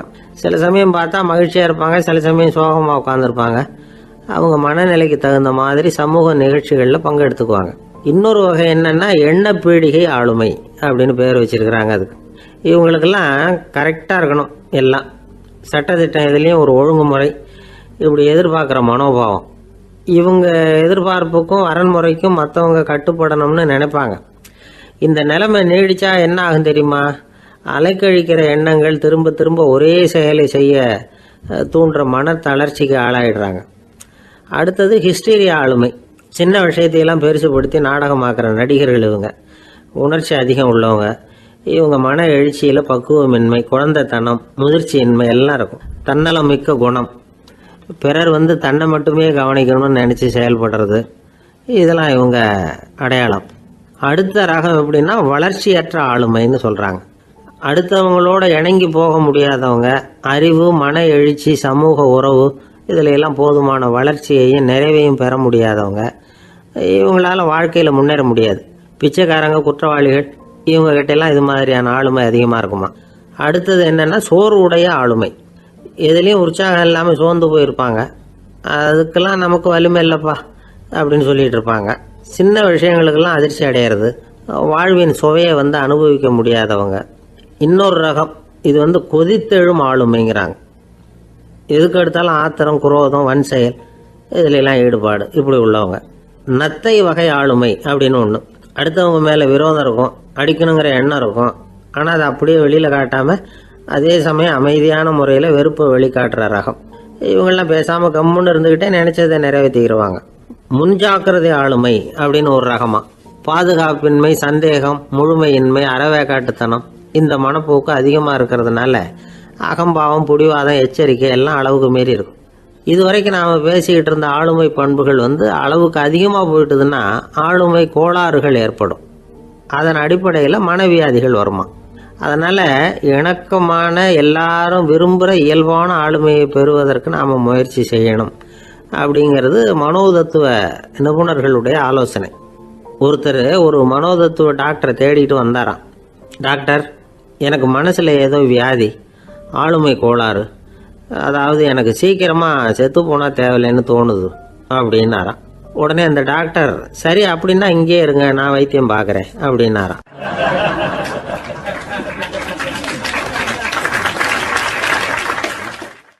ஆஃபீஸை முடிஞ்சு வீட்டுக்கு போகிற சமயத்தில் ஒருத்தர் கடைக்கு போய் ஸ்வீட் வாங்கினார்.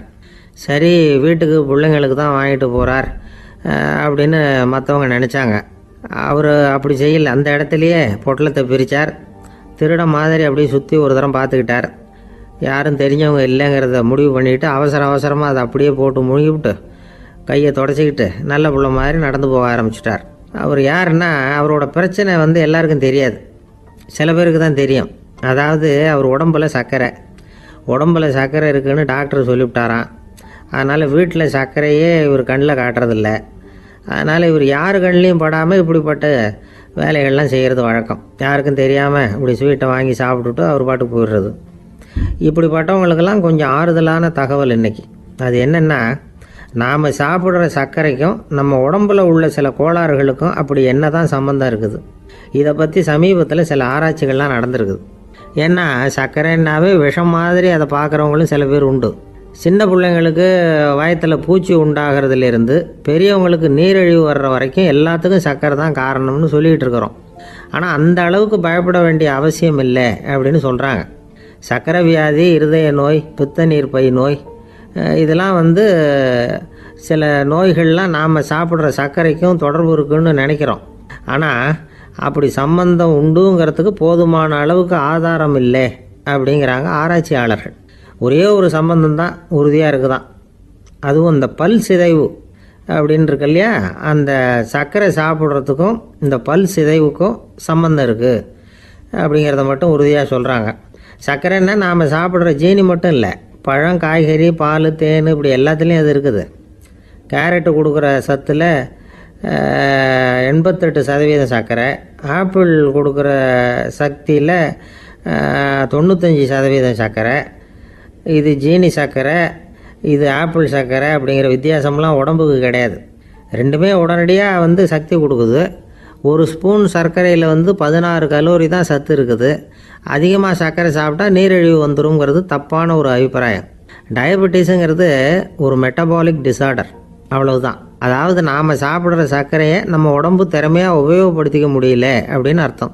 அதனால தான் அதிகமாக இனிப்பு வேணாம்னு சொல்கிறோம். ஏற்கனவே உடம்பால் முடியாத ஒன்றை மறுபடியும் அது தலையில் சுமத்தி அதிகமாக வேலை வாங்க வேணாமே அப்படிங்கிறதுக்காக தான். ஆகாரத்தில் அதிகமாக சர்க்கரை இருந்தால் அதனால் உடனே சர்க்கரை வியாதி வந்துடும்ங்கிறதுக்கு விஞ்ஞான ரீதியாக போதுமான ஆதாரம் இல்லை. அதனால் எப்போவாவது அதிகமாக ஸ்வீட்டு சாப்பிட்டுட்டா ஐயோ அதிகமாக சாப்பிட்டோமோ என்ன பண்ண போதோ தெரியலையே அப்படின்னு நினச்சி மனசை போட்டு குழப்பிக்க வேண்டியதில்லை. பொதுவாக எதுவுமே அதிகமாக வேண்டாம், எல்லாம் சீராக இருந்தால் போதும். நீரிழிவுங்கிறது புதுசாக வந்துட்ட ஒரு நோய் இல்லை, ரொம்ப காலமாகவே இருக்கிற ஒன்று தான்.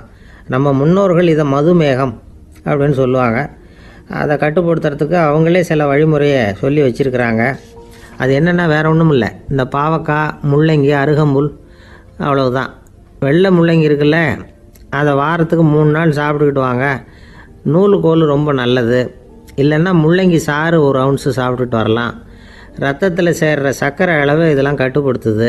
சிறுநீரில் காணப்படுகிற சர்க்கரை அளவையும் சமநிலைப்படுத்துது. தினமும் ஆகாரத்தில் கோதுமை, கேழ்வரகு, வெந்தயம், கருவேப்பிலை, சோயாபீன்ஸ் எது கிடைக்குதோ சேர்த்துக்கலாம்.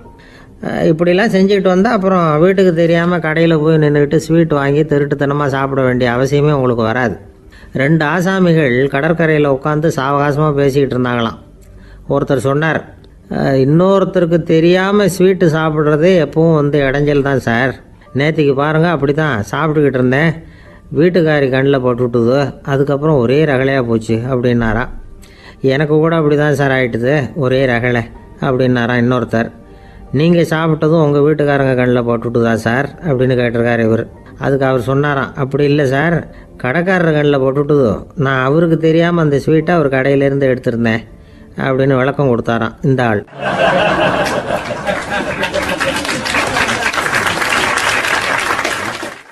ஒருத்தர் முகத்தை தொங்க போட்டுக்கிட்டு ஒரு மாதிரியாக வந்தார். என்ன விஷயம்னு விசாரித்தேன். என்னுடைய நண்பன் ஒருத்தங்கிட்ட கருத்து வேறுபாடு, இனிமேல் நமக்குள்ளே எந்த சம்மந்தமும் வேணாம்னு நட்பை முறிச்சிட்டு வந்துட்டேன்னா. நண்பர்கள்னு இருந்தால் கருத்து வேறுபாடு வரத்தான் செய்யும்னு. கருத்து வேறுபாடு வராமல் இருக்கிறதுக்கு ஏதாவது வழி உண்டா அப்படின்னு கேட்டாங்க. அதை பற்றி நிபுணர்கள் சில யோசனைகளை சொல்லியிருக்கிறாங்கன்னு. முதல் விஷயம் என்னென்னா, உங்கள் நண்பனுக்கு ஒரு செய்தி சொல்லணும்னா அதை நீங்களே நேரடியாக சொல்லுங்கள், அல்லது உங்கள் கைப்பட கடிதம் எழுதுங்க. அதாவது நேரடி தொடர்பு முக்கியம். அதை விட்டுட்டு இன்னொருத்தர் மூலமாக நண்பர்களுக்கு செய்தி அனுப்புனா நீங்கள் சொல்கிற செய்தி அப்படியே போய் சேராது, அது சேதமாயிடும். கூட்டி குறைச்சி சொல்லிவிடுவாங்க, அது குழப்பத்தில் கொண்டாந்து விட்டுரும். இது ஒரு யோசனை. 2வது யோசனை என்னென்னா, நீங்கள் ஒரு நல்ல காரியத்தை செய்யும் பொழுது உங்கள் நண்பரையும் சேர்த்துக்குங்க, அவருக்கும் அதில் ஒரு ஈடுபாட்டை உருவாக்குங்க. 3வது யோசனை, நம்ம பக்கத்தில் இருக்கிற நண்பர் மகிழ்ச்சி அடைகிற மாதிரி ஏதாவது செய்யணும். சின்ன சின்ன செயல்களாக இருந்தாலும் பரவாயில்ல, அவர் நமக்கு எதுவும் செய்யலையே, நாம் எதுக்கு செய்யணும் அப்படின்னு நினச்சிக்கிட்டு இருக்கக்கூடாது. 4வது யோசனை என்னென்னா, உங்களுக்கு ஒரு பிரச்சனையா அல்லது உங்கள் நண்பருக்கு ஒரு பிரச்சனையா, எதுவாக இருந்தாலும் 2 பேரும் சேர்ந்து உட்காந்து ஆலோசனை பண்ணுங்கள்.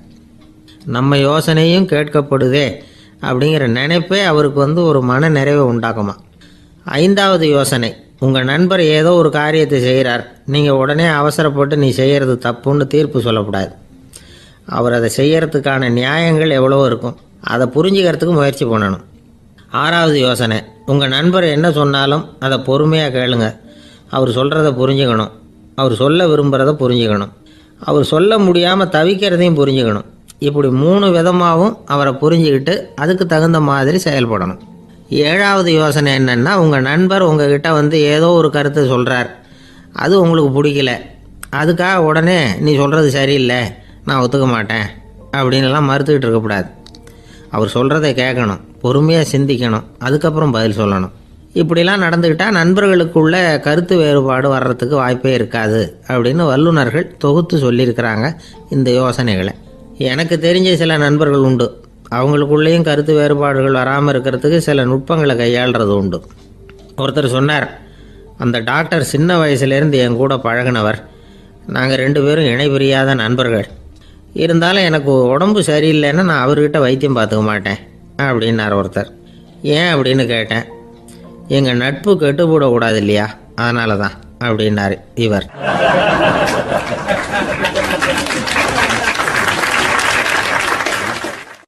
ஒரு மனுஷனுக்கு 3 விதத்தில் கர்வம் உண்டாகிறதுக்கு வாய்ப்பு உண்டு.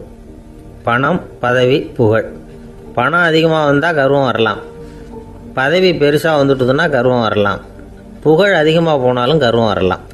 இந்த 3 வகையான கர்வத்துக்கும் இடம் கொடுக்காம இருக்கிறாங்க பாருங்க, அவங்க தான் சிறந்த மனிதர்கள். ஒரு பெரிய பொறுப்பில் இருக்கிறவங்களுக்கு கர்வம் வந்துடக்கூடாது. அப்படி வந்துட்டுதுன்னா அது எல்லாருக்கும் இடைஞ்சல். ஒரு ராஜா இருந்தார். அவர் ஒரு நாள் தன்னுடைய தலைநகரத்தை சுற்றி வந்துக்கிட்டு இருந்தார். ஒரு இடத்துல ஒரு அழகான நிலத்தை பார்த்தார். ஆஹா, இந்த இடத்துல நமக்குன்னு ஒரு மாளிகையை கட்டினா எவ்வளோ நல்லா இருக்கும் அப்படின்னு நினச்சார். ராஜா நினச்சா அது முடியாத காரியமா? சரி, இந்த நிலம் யாருக்கு சொந்தம்னு விசாரிங்க அப்படின்னார் பக்கத்தில் இருந்தவங்கக்கிட்ட. அவங்கெல்லாம் ஓடி போய் விசாரித்தாங்க. அந்த இடம் ஒரு வயசான கிழவிக்கு சொந்தம், வயசான அம்மாவுக்கு சொந்தமாக. அந்த அம்மா தான் அதில் ஒரு குடிசையை போட்டு குடியிருந்துகிட்டு இருக்கிறாங்க. சரி, அந்த நிலத்துக்கு ஒரு விலையை நிர்ணயம் பண்ணி அதை அந்த வயசான அம்மாக்கிட்ட கொடுத்துருங்கோ அப்படின்னு உத்தரவு போட்டார் ராஜா. ஆனால் அந்த அம்மா இது எங்கள் பூர்வீக இடம், இதை விற்க மாட்டேன் அப்படின்னு சொல்லிவிட்டுது. சரி, 2 பங்கு விலை கொடுக்குறோம்னு சொல்லி பாருங்க அப்படின்னாங்க. அப்படியே சொன்னாங்க அரண்மனை ஆட்கள். அதுக்கும் சம்மதிக்கலை அந்த அம்மா. இதை கேள்விப்பட்டதும் ராஜாவுக்கு கோபம் வந்துட்டுது. தன்னுடைய ஆளுங்களை கூப்பிட்டார். போய் அந்த குடிசையை பிரிச்சேறிங்க, காசெல்லாம் ஒன்றும் கொடுக்காதீங்க அப்படின்னு கத்தினார். அவ்வளோதான். அடுத்த நிமிஷம் அரண்மனை ஆசாமிகள் போனாங்க, குடிசையை பிரித்து எரிஞ்சாங்க. அந்த வயசான அம்மா இருக்குது, அதுவும் அந்த இடத்த விட்டு துரத்தி விட்டாங்க. அந்த இடத்துல ஒரு அரச மாளிகையை கட்டி முடிச்சிட்டாங்க. அந்த வயசான அம்மா பாவம், ராஜாவே இப்படி பண்ணால் யாருக்கிட்ட போய் முறையிட முடியும்? ஒரு ஞானி இருந்தார், அவர்கிட்ட போய் சொன்னாங்க. அவர் இவங்க சொன்னதை கேட்டு மனசில் வச்சுக்கிட்டார். ஒரு நாள் அந்த ராஜாவே இந்த ஞானியை கூப்பிட்டார். புதுசாக ஒரு மாளிகை கட்டியிருக்கிறேன், வந்து பாருங்கன்னு. சரின்னு சொல்லி இந்த பெரியவர் ஒரு நாள் இந்த மாளிகைக்கு போனார். சும்மா போகல, ஒரு கழுதையையும் ஓட்டிகிட்டு போனார். கொஞ்சம் சாக்குகள், வெத்து சாக்கு, அதையும் எடுத்து கழுதை முதுகில் போட்டு கழுதையை ஓட்டிகிட்டு போகிறார். ராஜா பார்த்தார். அவருக்கு இது ஆச்சரியமாக இருந்தது. என்ன இது, மாளிகைக்கு வந்துட்டு போங்கன்னு கூப்பிட்டா கழுதை சாக்கு இதெல்லாம் கொண்டு வராரே, ஒன்றும் புரியலையேன்னு நினச்சார். எதுக்காக இதெல்லாம்னு கேட்டார். அரசருடைய தோட்டத்திலேருந்து கொஞ்சம் மண் எடுத்துகிட்டு போகிறதுக்கு ஆசைப்பட்றேன், அதுக்கு நீங்கள் அனுமதி கொடுக்கணும் அப்படின்னாரு இவர். இது என்ன வேடிக்கையான கோரிக்கையாக இருக்குது அப்படின்னு நினச்சார் ராஜா. இருந்தாலும் மண் தானே கேட்குறாரு, எடுத்துகிட்டு போகட்டுமே அப்படின்னு நினச்சார். சரின்னு அனுமதி கொடுத்தார். அந்த பெரியவர் தோட்டத்துக்கு போனார், மண்ணை வெட்டினார், சாக்கில் போட்டு நிரப்புனார். ராஜாவை கொஞ்சம் கிட்ட வாங்கன்னு கூப்பிட்டார். இந்த மண் மூட்டையை தூக்கி கழுதையோட முதுகில் வைக்கணும், கொஞ்சம் உதவி பண்ணுங்கன்னார். ஓ, பண்ணுறேனே அப்படின்னு சொல்லி ராஜா கிட்ட போனார். மூட்டையை தூக்கி பார்க்குறாரு, முடியல, திணறி போயிட்டார். இப்போ அந்த ஞானி பேசினாராம். அரசே, இந்த ஒரு சாக்கு மண்ணையே உங்களால் தூக்க முடியல, அந்த கிழவிகிட்ட இருந்து அந்த அக்கிரமமாக அபகரித்த இந்த தோட்டம் பூராவையும் சுமக்கணும்னு ஆசைப்படுறீங்களே, அது உங்களால் முடியுமா அப்படின்னு கேட்டாராம். ராஜா யோசனை பண்ண ஆரம்பித்தார். தன்னுடைய செயலுக்காக வருத்தப்பட்டாராம். அந்த வயசான அம்மாவை உடனடியாக வரவழைச்சார். தாயே, தப்பு பண்ணிட்டேன், என்னை மன்னிச்சுக்குங்க, இன்னையிலேருந்து இந்த மாளிகையும் தோட்டமும் உங்களுக்கு தான் சொந்தம் அப்படின்னு சொல்லிவிட்டாராம். போகிறப்ப இந்த உலகத்திலேருந்து எண்ணத்தை எடுத்துகிட்டு போக போகிறோம், அதனால் ரொம்பவும் அலட்டிக்க வேண்டியதில்லை, கர்வப்பட வேண்டியதில்லை அப்படிங்கிறது ஒரு பெரிய உபதேசம். ஒரு பெரிய மனுஷன் சாக கிடந்தார், ரொம்பவும் அழுதார். ஏன் அழறீங்க அப்படின்னு கேட்டாங்க சுற்றி இருந்தவங்க. நான் சாகிறதுக்காக கவலைப்படலை, நான் நம்ம ஜனங்களுக்காக எவ்வளவோ காரியம்லாம் செஞ்சுக்கிட்டு வந்தேன். நான் செஞ்சுக்கிட்டு வந்த சேவையை இனிமேல் யார் செய்ய போகிறாங்க, அது யாரால முடியும், அதை நினச்சி தான் அழறேன் அப்படின்னாராம். ஒருத்தர் முன்னாடி வந்தார். அதுக்காக நீங்கள் கவலைப்படாதீங்க, உங்கள் சேவையை தொடர்ந்து செய்கிறதுக்கு என்ன மாதிரி இளைஞர் பட்டாலும் தயாராக இருக்குது, இருந்தாலும் எங்கள் கவலை என்னென்னா அப்படின்னு இழுத்தார். என்ன சொல்லுங்கன்னு கேட்டார் அவர். நீங்கள் இது வரைக்கும் என்ன சேவை செஞ்சுக்கிட்டு வந்தீங்க, அதுதான் எங்களுக்கு இன்னமும் புரியாத புதிராக இருக்குது அப்படின்னாராம் அவர்.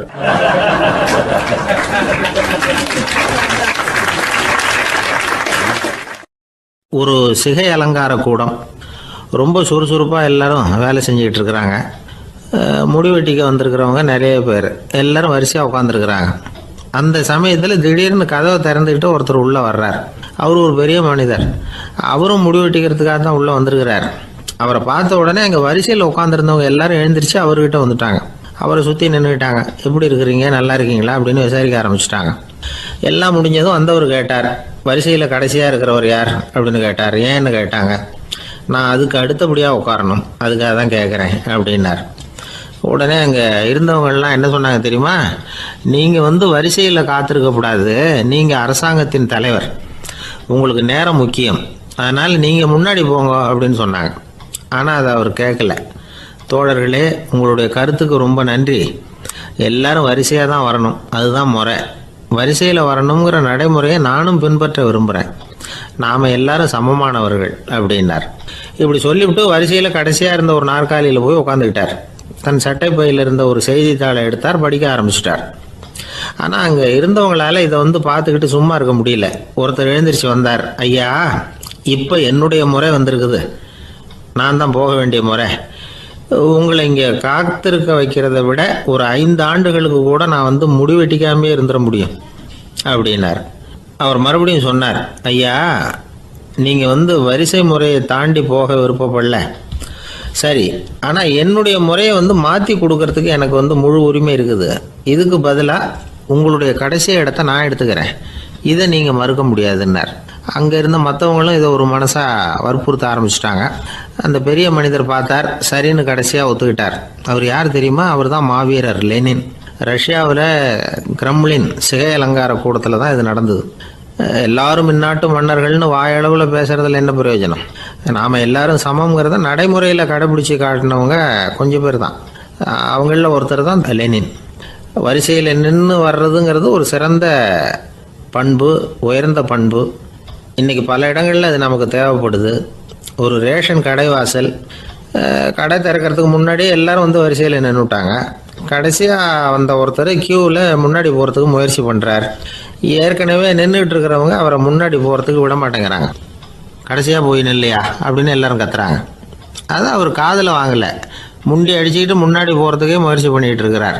எல்லாரும் சேர்ந்து அவரை வலுக்கட்டாயமாக இழுத்து கொண்டாந்து பின்னாடி கொண்டு போய் நிறுத்திவிட்டாங்க. நிறுத்திவிட்டு சொன்னாங்க, இதை பாருப்பா, நாங்கள் இருக்கிற வரைக்கும் நீங்கள் முன்னாடி போய் எதையும் வாங்க முடியாது, தெரிஞ்சுக்கோ அப்படின்னாங்க. இப்போ அந்த ஆள் சொன்னாராம், நான் இங்கே பின்னாடி நிற்கிற வரைக்கும் நீங்களும் எதுவும் வாங்க முடியாது அப்படின்னாராம். ஏன்னு கேட்டிருக்கிறாங்க. நான் தான் அந்த கடையை திறக்க வேண்டிய ஆள் அப்படின்னா.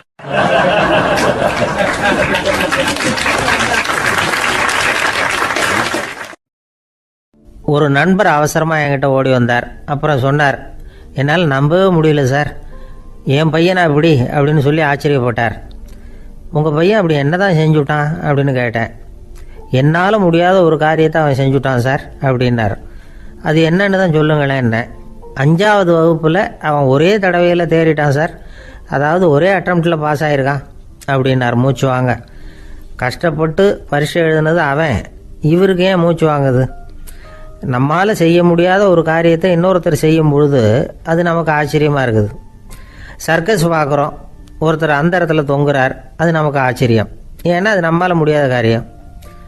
நம்மால் முடியாத ஒன்றை அடுத்தவர் எளிதாக செய்யும் பொழுது நாம் மருள்வது இயற்கை. இதை தான் தொல்காப்பியம் மருட்கை அப்படின்னு சொல்லுது. இந்த வியப்பு இருக்குதே, இது 4 வகையில் ஏற்படுறதாக தொல்காப்பியம் சொல்லுது. அது என்ன 4 வகை? முதல் வகை எப்படின்னா, புதுமையான அரிய செயல்களை செய்கிறது. 2வது வகை என்னென்னா பெரும் செயல்களை செய்கிறது. 3வது வகை என்னென்னா மிக நுட்பமான செயல்களை செய்கிறது. 4வது வகை என்னென்னா ஆக்கம் தரும் செயல்களை செய்கிறது. புதுமை, பெருமை, சிறுமை, ஆக்கமோடு மதினம் சாலா மருட்கை 4 அப்படிங்கிறது தொல்காப்பியம். இன்றைக்கி விஞ்ஞானம் புதுசு புதுசாக எதையோ கண்டுபிடிக்குது. ஆரம்பத்தில் அது ஆச்சரியமாக இருக்குது, அப்புறம் அது நமக்கு பழகி போடுது. வானொலி பெட்டி புதுசாக வந்தப்போ ஒரு பெட்டி பேசுதுங்கிறது எவ்வளோ பெரிய ஆச்சரியம். இப்போ யாரும் அதை ஆச்சரியமாக பார்க்குறதில்ல. மதினம் சாலா மருட்கை அப்படின்னு ஒரு சொற்றொடர் வருது பாருங்க, அதில் கருத்தாழம் உண்டு. எதை பற்றியும் போதுமான அளவு புரிந்து கொள்ளாத போது ஒருத்தர் ஆச்சரியப்படுறார். புரிந்து கொண்ட பிறகு ஆச்சரியம் மறைஞ்சு போடுது. மிக நுட்பமான செயல்களும் நம்ம ஆச்சரியப்பட வைக்கும். ஒரு அரிசியில் ஒரு திருக்குறள் எழுதி காட்டுறாங்க, ஒரு முட்டை ஓட்டுக்குள்ளே ஓவியம் தீட்டி காட்டுறாங்க. கருங்கல் சிற்பங்களில் எவ்வளவு நுட்பமான வேலைப்பாடுகளை எல்லாம் பார்த்து ஆச்சரியப்படுறோம். இது மாதிரி ஆக்கப்பூர்வமான அரிய செயல்களை செய்கிறது கூட வியப்பை உண்டு பண்ணும். குப்பை கூலங்களை கூட வாழ்க்கைக்கு பயன்படுகிற பொருளாக மாற்றுகிறவர்கள் இருக்காங்க, அவர்களுடைய செயல் வியப்பு அளிக்குது.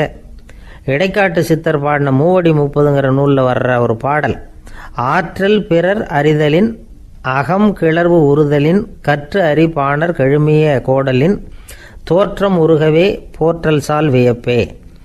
ஒருத்தருடைய ஆற்றல் தெரியாமல் இருந்தது, அவருடைய அரிய செயலை பார்க்கும் பொழுது வியப்பாக இருந்தது, மனசுக்குள்ள கிளர்ச்சி. பாவலர்கள் இவர்களுடைய புகழை பாடி மற்றவர்களும் தெரிந்து கொள்ளுமாறு செய்கிறார்கள் அப்படிங்கிறது தான் ஒரு யதார்த்தமான உண்மை. ஆக எல்லா வகையிலும் மக்கள் தங்களுடைய வாழ்க்கையில் முன்னேறுவதற்கான வழிகாட்டுகிற ஒரு மெய்ப்பாடு தான் வியப்புங்கிறது. இந்த காலத்தில் நம்ம எப்படியெல்லாம் ஆச்சரியப்பட வைக்கிறாங்க. ஒரு ஆளை பிடிச்சி ஜெயிலில் கொண்டு வந்தாங்க. ஜெயில் அதிகாரி அவனை ரொம்ப ஆச்சரியமாக பார்த்தாரான். இவன் கேட்டான், ஏன் சார் அப்படி பார்க்குறீங்க, நான் இப்போ இங்கே வர்றது உங்களுக்கு ஆச்சரியமாக இருக்குதா அப்படின்னு கேட்டிருக்கான். இதுக்கு ஜெயில் அதிகாரி சொல்லியிருக்கார், நீ இப்போ இங்கே வந்ததில் எனக்கு ஒன்றும் ஆச்சரியம் இல்லைப்பா, ஏற்கனவே நீ இங்கேருந்து விடுதலையாகி போய் 6 மாதம் ஆச்சு, இவ்வளவு லேட்டாக வர்றியே அதுதான் எனக்கு ஆச்சரியமாக இருக்குது அப்படின்னாராம்.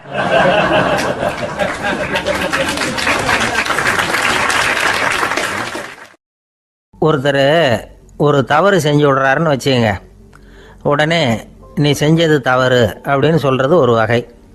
அதுக்கு பதிலாக எது சரின்னு அவர் புரிந்து கொள்ள உதவி செய்கிறது இன்னொரு வகை. இந்த 2வது வகை இருக்குது பாருங்கள், நிர்வாக இயலில் இது ரொம்ப முக்கியம். அலுவலகத்தில் வேலை பார்க்குற ஒருத்தர் முக்கியமாக தெரிஞ்சுக்க வேண்டியது என்ன தெரியுமா? சக ஊழியர்கள்கிட்ட எப்படி பழகணும், மேலதிகாரிகள்கிட்ட எப்படி பழகணும், தனக்கு கீழே வேலை செய்கிறவங்க கிட்ட எப்படி பழகணும், வாடிக்கையாளர்கள்கிட்ட எப்படி பழகணும், இவங்க எல்லார்கிட்டையும் செம்மையான உறவை ஏற்படுத்திக்கிறது எப்படி, இதையெல்லாம் சொல்லிக் கொடுக்குற பாடம் தான் இன்டர் பர்சனல் ஸ்கில், திறமையான உறவு அப்படிங்கிறது. எந்த வேலையில் இருந்தாலும் சரி, இந்த உறவுகளை வளர்க்கும் திறன் உள்ளவங்க சீக்கிரம் முன்னுக்கு வந்துடுறாங்க. மற்றவங்க கிட்ட உறவை பலப்படுத்திக்கிறது எப்படி அப்படின்னு தெரிஞ்சுக்கிட்டோம்னா எந்த ஒரு தடையையும் சுலபமாக தாண்டி செய்கிற தொழிலில் முன்னுக்கு வந்துடலாம். ஹார்வர்டு பல்கலைக்கழகத்தில் ஒரு கணக்கெடுப்பு பண்ணி பார்த்தாங்களாம். பார்க்குற வேலையில் எது மாதிரி குணாதிசயம் உள்ளவங்க வேகமாக முன்னுக்கு வர்றாங்க அப்படின்னு தெரிஞ்சுக்கிறதுக்காக இந்த கணக்கெடுப்பு. வெவ்வேறு துறையில் வேகமாக முன்னுக்கு வந்திருக்கிற பல பேரை சந்தித்து இந்த சர்வேயை நடத்தியிருக்கிறாங்க. அவங்க கண்டுபிடிச்சி சொல்லியிருக்கிற உண்மை என்ன தெரியுமா? ஒருத்தர் ஒரு வேலையில் இருந்தால் அது சம்பந்தப்பட்ட சப்ஜெக்ட் பற்றிய அறிவு 35% இருந்தால் போதுமா. ஆனால் உறவுகளை வளர்க்கக்கூடிய திறன், இன்டர் பர்சனல் ஸ்கில்லு 65% வேணும். இப்படி உள்ளவங்க சீக்கிரம் முன்னுக்கு வந்துடுறாங்களாம். அதனால் ஒருத்தருக்கு வேலை சரியாக புரியலைன்னா கூட விவரமாக மற்றவங்கக்கிட்ட பழகிறது எப்படின்னு புரிஞ்சால் போதும், அவர் முன்னுக்கு வந்துடலாம். அலுவலகங்களில் மட்டும் இல்லை, எல்லா இடங்கள்லையும் இது ரொம்ப முக்கியம். வீட்டுக்குள்ளேயும் இது ரொம்ப முக்கியம், வீட்டுக்கு வெளியேயும் இது முக்கியம். அடுத்தவங்க கிட்ட பழகிறது எப்படிங்கிறத தெரிஞ்சிக்காதவன் வாழ்க்கையில் முன்னேற முடியாது. இன்றைக்கி ஆயுதங்களால் காயப்படுத்தி கொள்ளுகிறவர்களை விட வார்த்தைகளால் காயப்படுத்தி கொள்ளுகிறவர்கள் தான் அதிகம். பெரியவங்க என்ன சொல்கிறாங்க தெரியுமா? நீங்கள் இந்த பூமியில் பிறந்ததன் அர்த்தம் பூர்த்தி ஆகணும்னா அடுத்தவங்களுக்கு உதவி பண்ணுங்க. அடுத்தவங்களுக்கு உதவி செய்ய முடியாவிட்டால் கூட பரவாயில்லை, ஆனால் யாரையும் புண்படுத்தி விடாதீங்க அப்படின்னு சொல்கிறாங்க. எனக்கு தெரிஞ்ச ஒருத்தர் ஒரு அலுவலகத்தில் வேலை பார்க்குறார். அவர் சொல்லுவார், எனக்கு இந்த இன்டர் பர்சனல் ஸ்கில் ரொம்ப அதிகம் சார், சக ஊழியர்கள்கிட்ட ரொம்ப சுமூகமாக நடந்துக்குவேன். என் கூட வேலை பார்க்குற ஒருத்தருக்கு ஏதாவது ஒரு கஷ்டம்னா அந்த சமயத்தில் அவர் செய்ய வேண்டிய வேலையை நான் செஞ்சிருவேன் சார் அப்படிம்பார். நான் அவர்கிட்ட சமீபத்தில் அப்படி ஏதாவது செஞ்சுருக்கீங்களா அப்படின்னு கேட்டேன். செஞ்சுருக்கேன் சார். போன வாரம் புதன்கிழமை ஆஃபீஸில் என் பக்கத்து சீட்டுக்காரருக்கு வயிற்று வலி, உடனே நான் மெடிக்கல் லீவ் போட்டுவிட்டு எங்கள் வீட்டுக்கு போயிட்டேன் சார் அப்படின்னார்.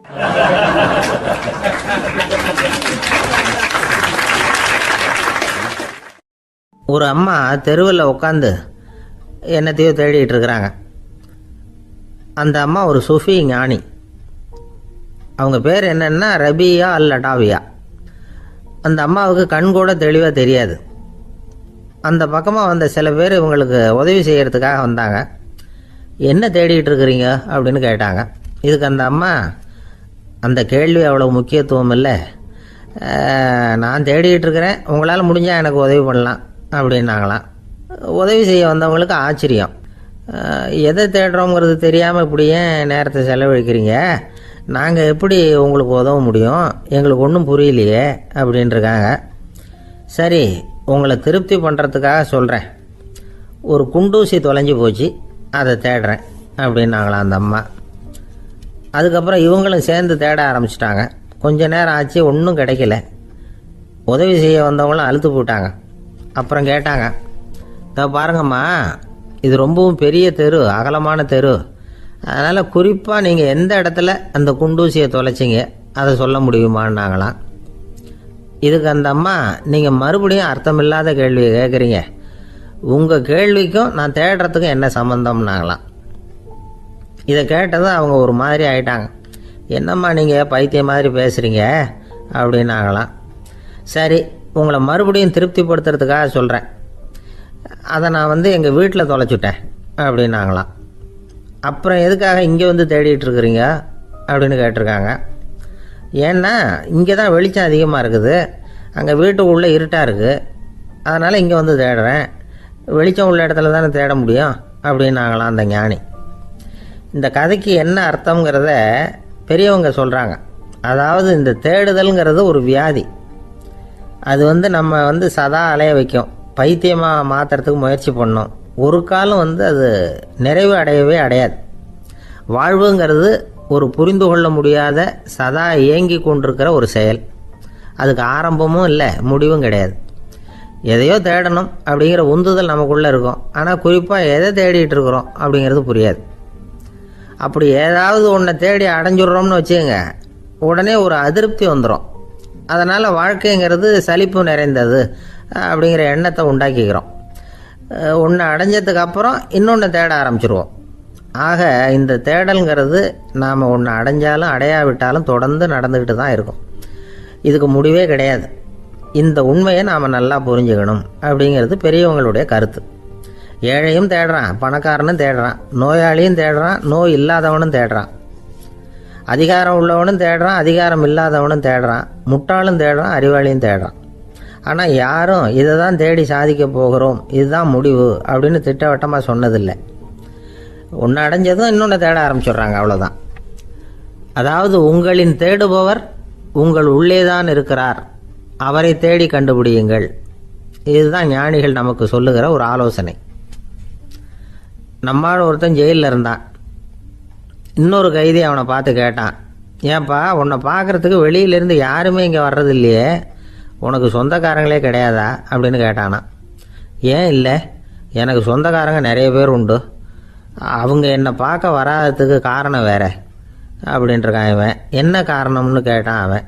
அதுக்கு இவன் சொன்னானா, அதுக்கு என்ன காரணம்னா அவங்க எல்லாரும் இங்கே உள்ளேயே இருக்கிறாங்க அப்படின்னானா.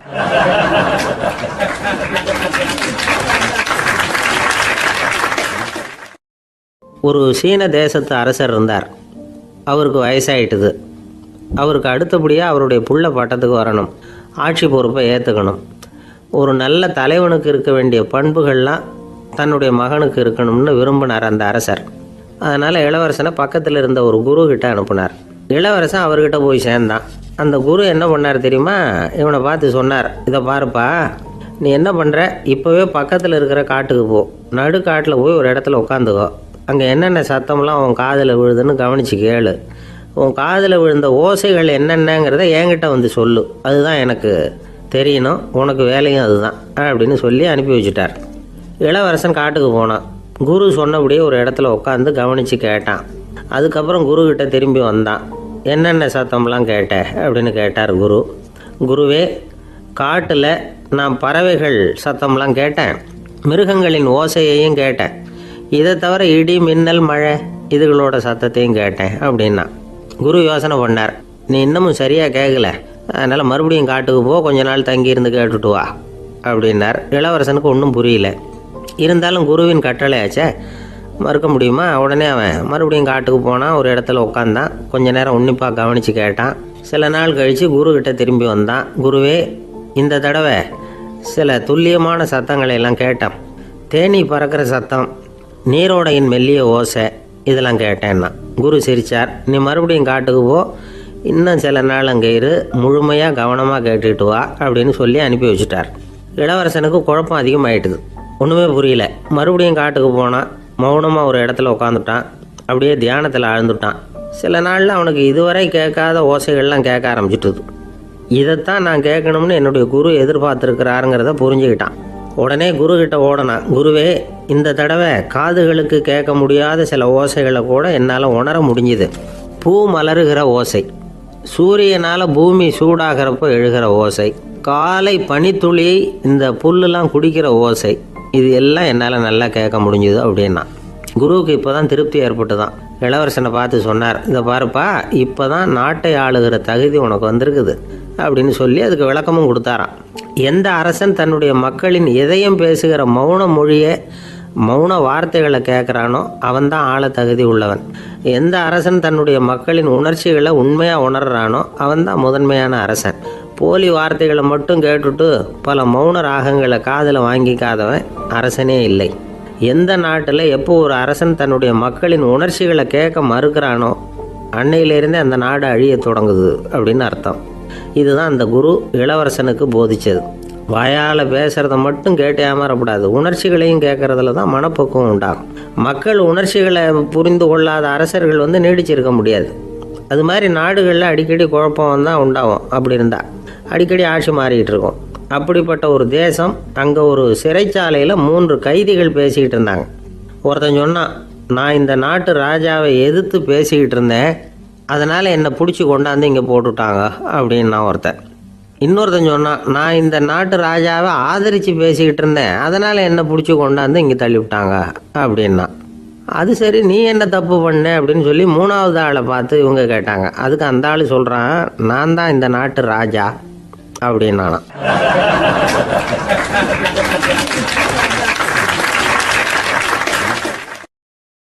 ஒரு ஆசாமி வேகமாக ஓடிக்கிட்டு இருந்தான். ஏன் இப்படி ஓடுறேன்னு கேட்டார் இன்னொருத்தர்.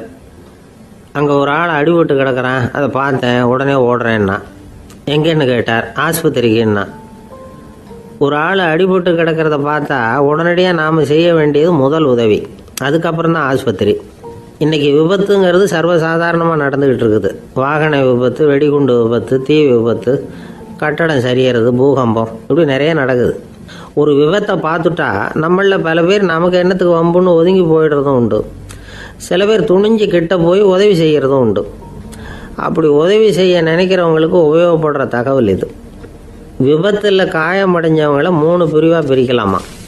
முதல் வகை கொஞ்சம் சீரியஸானது, உயிருக்கு உடனே ஆபத்து தரக்கூடியது. மூளை காயம், முகம், கழுத்து காயங்கள், இருதயம், நுரையீரல் காயங்கள், வயத்தில் உள்ளுறுப்பு காயங்கள், அதிகப்படியான இரத்தப்போக்கு, இதனால எல்லாம் பாதிக்கப்பட்டிருந்தால் அது முதல் வகை அப்படின்னு நாமளே மனசுக்குள்ளே முடிவு பண்ணிக்கணும். இவங்களுக்கெல்லாம் உடனடியாக முதல் உதவி கொடுக்கணும். தாமதப்படுத்தாமல் ஆஸ்பத்திரிக்கு கொண்டுகிட்டு போயிடணும். இப்படி கொஞ்சம் எச்சரிக்கையாக நடந்துக்கிட்டால் அவங்களில் பல பேரை காப்பாற்றி போடலாம். 2வது வகை எப்படின்னா, முதல் உதவி விரைவாக கிடைச்சா உயிர் பிழைக்கக்கூடிய மார்பு காயங்கள், கைகால் எலும்பு முறிவு, இடுப்பு முதுகெலும்பு காயம், சீரான இரத்த சேதம், இப்படிப்பட்டவங்களை 2வது வகையாக பிரிக்கணும். ஆபத்து இல்லாத சிராய்ப்புகள், சிறு காயங்கள், இரத்த உறைவுகள், இதனால் பாதிக்கப்படுறவங்க 3வது வகை. ஒருத்தர் தலையில் அடிபட்டு நினைவு விழுந்துட்டாருன்னு வச்சுங்க, அவருக்கு வாந்தி வர்றதுனால புறையேறி மூச்சு அடைப்பு உண்டாகும். இப்படி ஆகாமல் இருக்கிறதுக்காக தலையை ஒரு பக்கமாக சாய்ச்சி வைக்கலாம். நாடி துடிப்பையும் இதய துடிப்பையும் தொட்டு பார்க்கணும். அது குறைஞ்சிருந்தாலும் சரி, நின்று இருந்தாலும் சரி, அவர் மார்பை நிமிஷத்துக்கு 80 தடவை உள்ளங்கையால் அழுத்தி இதய துடிப்பை மீட்கிறதுக்கு உதவி பண்ணணும். கழுத்தில் காயம்பட்டாலும் ஆபத்து அதிகம்.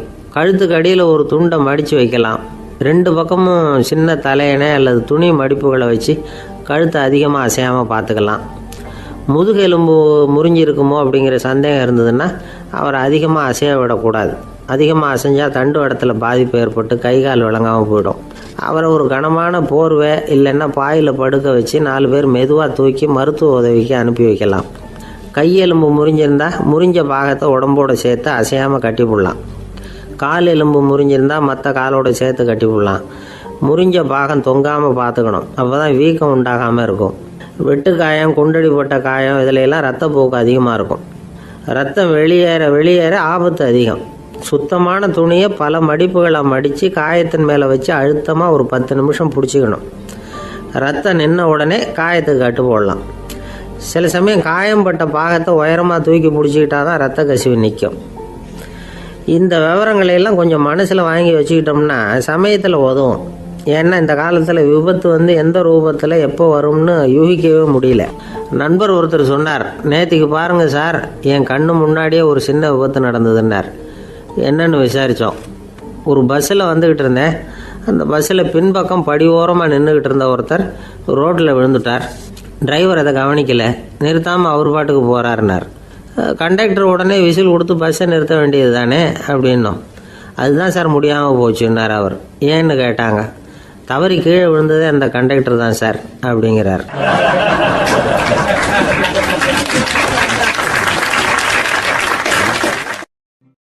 ஒரு நண்பர், அவர்கிட்ட பேசிக்கிட்டு இருந்தேன். மனித உறவுகள் பற்றி அவர் சொல்லிகிட்டு இருந்தார். அமெரிக்காவில் தந்தை மகன் உறவு எப்படி இருக்குது அப்படிங்கிறத விளக்கிறதுக்கு அவர் ஒரு கதையை சொன்னார். ஒரு அப்பா பகல் பூராவும் அலுவலகத்தில் வேலை, ஓடி ஆடி உழைச்சிக்கிட்டு களைச்சி போய் ராத்திரி 10 மணிக்கு மேலே வீடு திரும்பினான். வீட்டு வாசலில் அவரோட மகன் காத்துக்கிட்டு இருக்கிறான். இன்னமும் தூங்கலை. அப்பா வாசல்லையே தடுத்து நிறுத்தி, அப்பா உனக்கு சம்பளம் எவ்வளவு அப்படின்னு கேட்குறான். ஏற்கனவே ஆஃபீஸ் பிரச்சனைகளால் அழுத்து போய் திரும்புகிற அப்பாவுக்கு கோவம் வந்துடுது. என்னடா இப்படிலாம் கேளுன்னு உங்கள் அம்மா உனக்கு சொல்லி கொடுத்தாளா அப்படின்னு சொல்லிவிட்டு உள்ளே போய் சட்டையை கட்டி மாட்டி விட்டு குளிச்சு விட்டு மறுபடியும் வெளியில் உடையை மாற்றுகிற சமயம் அப்போ மறுபடியும் மகன் உள்ளே நிற்கிறான் அவர் முன்னாடியே. அப்பா உனக்கு எவ்வளவு சம்பளங்கிறான் மறுபடியும். அப்பாவுக்கு எரிச்சல் அதிகமாகிட்டுது. மணிக்கு $20 போதுமா அப்படின்னார். அப்படின்னா எனக்கு ஒரு $10 தர முடியுமான்னா மகன். இதுக்கு தான் என் சம்பளம் எவ்வளவுன்னு கேட்டியா? 2ஆம் வகுப்பு படிக்கிற உனக்கு எதுக்குடா $10 அப்படின்னு கத்திவிட்டு தொலைக்காட்சி பெட்டியின் முன்னாடி போய் உட்காந்துக்கிட்டு ஏதோ நிகழ்ச்சியை பார்க்க ஆரம்பிச்சிட்டார். கொஞ்ச நேரம் கழித்து மறுபடியும் மகன் நிற்கிறான். அப்பா ப்ளீஸ் எனக்கு ஒரு $10 கொடுக்க முடியுமா? மகனுடைய கண்களில் கண்ணீர். என்னடா அவன் கண்ணீரை காட்டி காரியம் சாதிக்கலாம்னு பார்க்குறியா? ஒரு காசு கூட கொடுக்க மாட்டான் போ அப்படின்னு விரட்டி விட்டான். மகன் கண்ணீரை தொடச்சிக்கிட்டே கண்ணை தொடச்சிக்கிட்டு பேசாமல் போய் படுத்துக்கிட்டானா. கொஞ்ச நேரம் ஆச்சு. அப்பாவோட கோபம் கொஞ்சம் கொஞ்சமாக குறைஞ்சிது. பிள்ளைகிட்ட கோபமாக கத்துனது தப்பு தாங்கிறது புரிஞ்சுது அவனுக்கு. எழுந்திரிச்சு போனான், படுக்கை இறக்கி போனான். மகனை பார்த்தான். அவன் தலையணையை கட்டி பிடிச்சிக்கிட்டு அழுதுகிட்டு இருக்கிறான். அவனை மெல்ல நெருங்கி அவங்ககிட்ட எதமாக பேசுகிறதுக்கு ஆரம்பித்தானான்.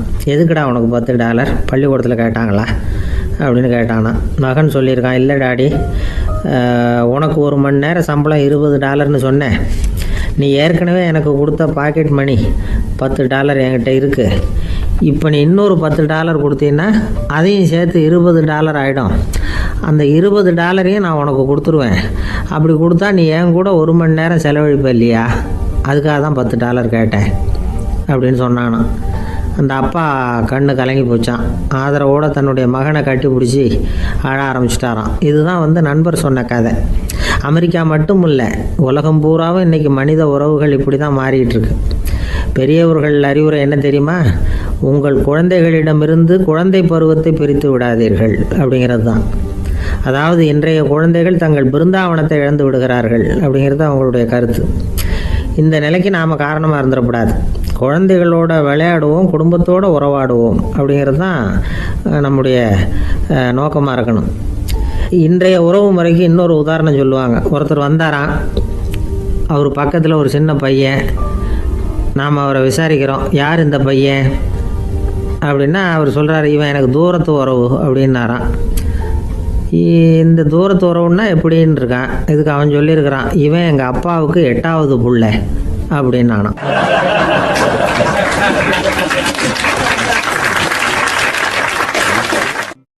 ஒரு நாள் ராமர் அரசவையில் உட்கார்ந்துருக்கிறார். ராமராஜ்யம் நடந்துக்கிட்டு இருந்த நேரம். அந்த சமயத்தில் ஒரு நாய் அரச சபைக்கு வந்துதான். அது தலையில் அடிபட்டு ரத்தம். அந்த கோலத்தில் அது அங்கே வந்தது. எல்லாரும் ஆச்சரியமாக அதை பார்த்தாங்க. ராமரும் அந்த நாயை பார்த்தார். நீங்கள் வந்த காரியம் என்ன நடந்தது? எதுவாக இருந்தாலும் பயப்படாமல் சொல்லு அப்படின்னார். உடனே அந்த நாய் மெதுவாக சொல்ல ஆரம்பிச்சுதான். ஐயா, நான் தெருவில் போய்கிட்டு இருந்தேன். வழியில் ஒருத்தர் வந்தார். அவர் வேத சாஸ்திரம்லாம் படித்த பெரியவர். அவர் எந்த காரணமும் இல்லாமல் அவர் கையில் வச்சுருந்த குச்சியால் என் தலையில் அடிச்சுட்டார். அதுதான் தலையில் ரத்தம். இதை நீங்கள் விசாரித்து தகுந்த தீர்ப்பு வழங்கணும் அப்படின்னு தான் அந்த நாய். ராமர் பார்த்தார். உடனே தன்னுடைய காவலர்களை அனுப்புனார். அந்த ஆளை எங்கே இருந்தாலும் போய் கொண்டுகிட்டு வாங்க அப்படின்னு விட்டார். காவலர்கள் போனாங்க. அந்த ஆளை பிடிச்சி கொண்டு வந்துட்டாங்க. அரண்மனைக்கு வா அப்படின்னு சொல்லி கூப்பிட்டுட்டு வந்துட்டாங்க. என்ன நடந்ததுன்னு விசாரித்தார் ராமர். அதுக்கு அந்த ஆள் சொன்னார், நான் வீதி வழியாக வந்துக்கிட்டு இருந்தேன். குறுக்க இந்த நாய் வந்தது. நான் அவசரமாக போய்கிட்டு இருந்தேன். இது எனக்கு வழி விடாமல் குறுக்க பூந்து இடைஞ்சல் பண்ணிச்சு. எனக்கு கோபம் வந்துட்டுது. அதனால் அடிச்சுட்டேன். வேத சாஸ்திரம் படித்த நான் என் வசம் இழந்து கோபப்பட்டது பெரிய தப்பு தான். அதை நான் ஒத்துக்கிறேன். குற்றத்தை ஒப்புக்கொள்கிறேன். எனக்கு என்ன தண்டனை கொடுக்கணுமோ அதை கொடுங்க, ஏற்றுக்கிறேன் அப்படின்னு விட்டார். சரி, இப்போ அந்த ஆளுக்கு தண்டனை கொடுக்கணும். என்ன தண்டனை கொடுக்கறது யோசனை பண்ணார் ராமர். அதையும் அந்த நாய்கிட்டே கேட்டார். நீயே சொல்லு, என்ன தண்டனை கொடுக்கலாம் இவருக்கு அப்படின்னார். இதுக்கு அந்த நாய் என்ன சொல்லிச்சு தெரியுமா?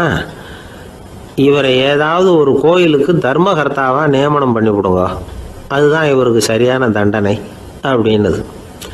இதை கேட்டதும் ராமர் முகத்தில் புன்னகை. ஆனால் அங்கே இருந்த மற்றவங்களுக்கெல்லாம் ஆச்சரியம். அது எப்படி தப்பு செஞ்சவங்களுக்கு தண்டனை கொடுக்கறது தானே நியாயம், அதை விட்டுவிட்டு தர்மகர்த்தா பதவியை கொடுக்க சொல்லுது இந்த நாய் அப்படிங்கிற ஆச்சரியம். இந்த சந்தேகத்தை அந்த நாய்கிட்டே கேட்டாங்க அங்கே இருந்தவங்க. இதுக்கு அந்த நாய் பதில் சொல்லிச்சான், நான் போன பிறவியில் ஒரு கோயிலுக்கு தர்மகர்த்தாவாக இருந்தேன். எவ்வளவோ கவனமாக எச்சரிக்கையாக தான் என்னுடைய கடமைகளை எல்லாம் செஞ்சுக்கிட்டு வந்தேன். அப்படி இருந்தாலும் சில சமயங்களில் என்னையும் மீறி கோயில் செல்வத்தை நான் அனுபவிக்கிறதுக்கு காரணமாயிட்டேன். ஒரு கோவிலுக்கு தர்மகர்த்தாவாக இருக்கிறவங்க எப்படியும் இந்த பாவத்திலேருந்து தப்பிக்கிறது கஷ்டம். அதனால தான் நான் இந்த பிறவியில் நாயாக பிறந்து இப்படி கஷ்டப்படுறேன். இதே நிலைமை இந்த ஆளுக்கும் ஏற்படணும் அப்படிங்கிறதுக்காக தான் அவரையும் ஒரு கோயிலுக்கு தர்மகர்த்தாவை நியமிக்கும்படி கேட்டுக்கிட்டேன் அப்படின்னு தான் இந்த நாய். இதிலேருந்து என்ன தெரியுது? எந்த பதவியில் நாம் இருந்தாலும் நமக்கு தெரியாமல் கூட அதை தவறாக உபயோகப்படுத்தக்கூடாதுங்கிறத இதிலேருந்து புரிஞ்சுக்கணும். இல்லைன்னா அடுத்த பிறவியில் நாயாக பிறந்து எங்கேயாவது போய் வாழை ஆட்டிட்டு நிற்க வேண்டியது தான். கோவில் வாசலில் 2 நாய் பேசிக்கிட்டு இருந்துதான். போன ஜென்மத்தில் நான் மனுஷனாக தான் இருந்தேன். ஒரு கோவில் பூசாரி பேச்சை கேட்டுவிட்டு அவரோட கூட்டு சேர்ந்துக்கிட்டு ஆண்டவன் போட்டிருந்த நகையெல்லாம் அபகரித்து என்கிட்ட கொடுத்தாரு அவர். நான் எடுத்துகிட்டு வந்துட்டேன். திருடினது அந்த ஆள் தான், எடுத்துக்கிட்டு வந்தது தான் நான். இருந்தாலும் நான் மட்டும் நாயாக பிறந்துட்டேன். இப்போ மட்டும் அந்த பூசாரி என்கிட்ட மாட்டினா கடித்து குதறி விடுவேன் அப்படின்னு தான். அவசரப்பட்டு அப்படி செஞ்சுடாதே. பதிலுக்கு அவரும் உன்னை திருப்பி கடித்தாலும் கடிச்சிருவார். ஏன்னா அவரும் இப்போ ஒரு நாயாக தான் பிறந்திருக்கிறார் அப்படின்னு தான். இன்னொன்று, அது எப்படி உனக்கு தெரியும்னு தான். இது நான் தானே அது அப்படின்னு தான் அந்த நாய்.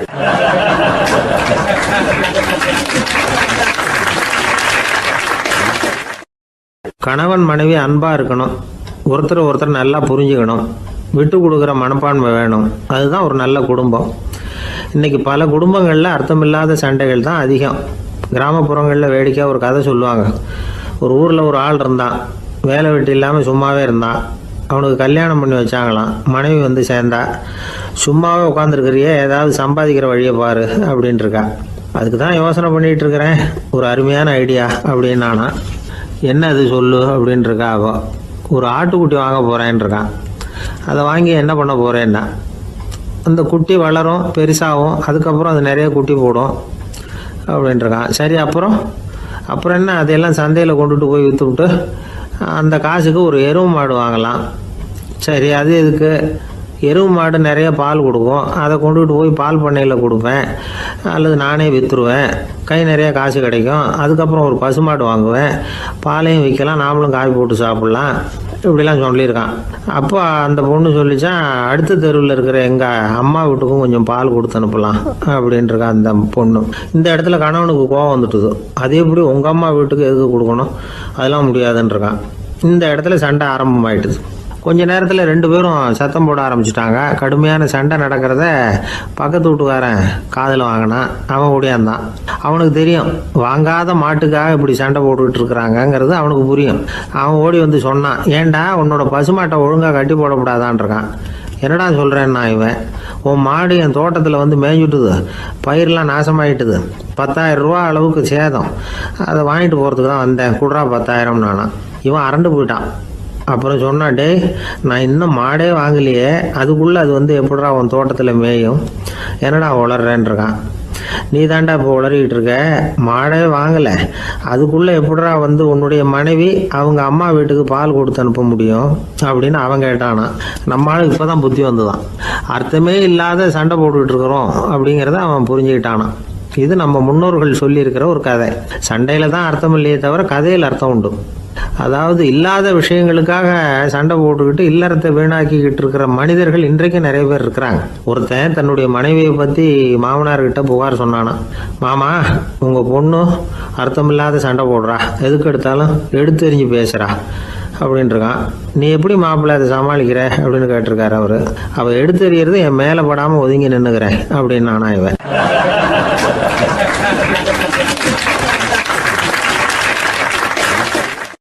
இந்த காலத்து புள்ள ஒருத்தன் தன்னோட அப்பாவை பார்த்து சொன்னான், அப்பா நான் உனக்கு உதவி செய்யலாம்னு நினைக்கிறேன், என்ன உதவி செய்யணும்னு சொல்லு அப்படின்னா. நீ சும்மா இருந்தால் அதுவே எனக்கு செய்கிற பெரிய உதவிடா அப்படின்னார் அப்பா. சும்மா இருக்கிறதும் ஒரு உதவி தான், அது மாதிரி மௌனமும் ஒரு சமூக சேவை தான் அப்படிங்கிறார் காஞ்சி பெரியவர். நமக்கு வந்து 5 புலன்கள் இருக்குது, மெய் வாய் கண் மூக்கு செவி. இந்த 5லேயும் அதிகப்படியான வேலை எதுக்குன்னு நினைக்கிறீங்க? வாய்க்கு தான். ஏன்னா அதுக்கு 2 வேலை. இப்போ கண்ணுக்கு பார்க்குறது மட்டும்தான் வேலை, காதுக்கு கேட்குறது மட்டும்தான் வேலை, மூக்குக்கு வாசனை அறியறது தான் வேலை, உடம்புக்கு உணர்றது மட்டும்தான் வேலை. ஆனால் வாய் அப்படி இல்லை, அதுக்கு 2 வேலை, சாப்பிட்றதும் அதுதான், பேசுகிறதும் அதுதான். அதாவது வாய் ஒன்று தான் கர்மேந்திரியமாகவும் இருக்குது, ஞானேந்திரியமாகவும் இருக்குது அப்படின்னு சொல்லுவாங்க. சாப்பாட்டில் உட்காந்தா எந்தெந்த ஆகாரம் என்னென்ன ருசின்னு அறிவிக்கிற வேலையும் செய்யுது. சபையில் உட்காந்தா பாடுறது பேசுறது சிரிக்கிறது இது மாதிரியான வேலையும் செய்யுது. இன்னொரு வித்தியாசம், கண்ணு காது மூக்கெல்லாம் ஸ்ட்ரெயின் பண்ணிட்டு வேலை செய்கிறதில்ல. ஒரு ரோஜா பூ பார்த்தா உடனே மூக்கு அப்படியும் இப்படியும் அசைய ஆரம்பிக்கிறதில்ல. ஒரு சங்கீதத்தை கேட்ட உடனே காது ஆட ஆரம்பிக்காது. ஆனால் வாய் அப்படி இல்லை, அது பேசினாலும் சரி சாப்பிட்டாலும் சரி அசைஞ்சு தான் ஆகணும். ஆக மற்றதை விட வாய்க்கு வேலை ஜாஸ்தின்னு தெரியுது. சாப்பிட்றது பேசுறது அப்படின்னு 2 காரியம் அதுக்கு.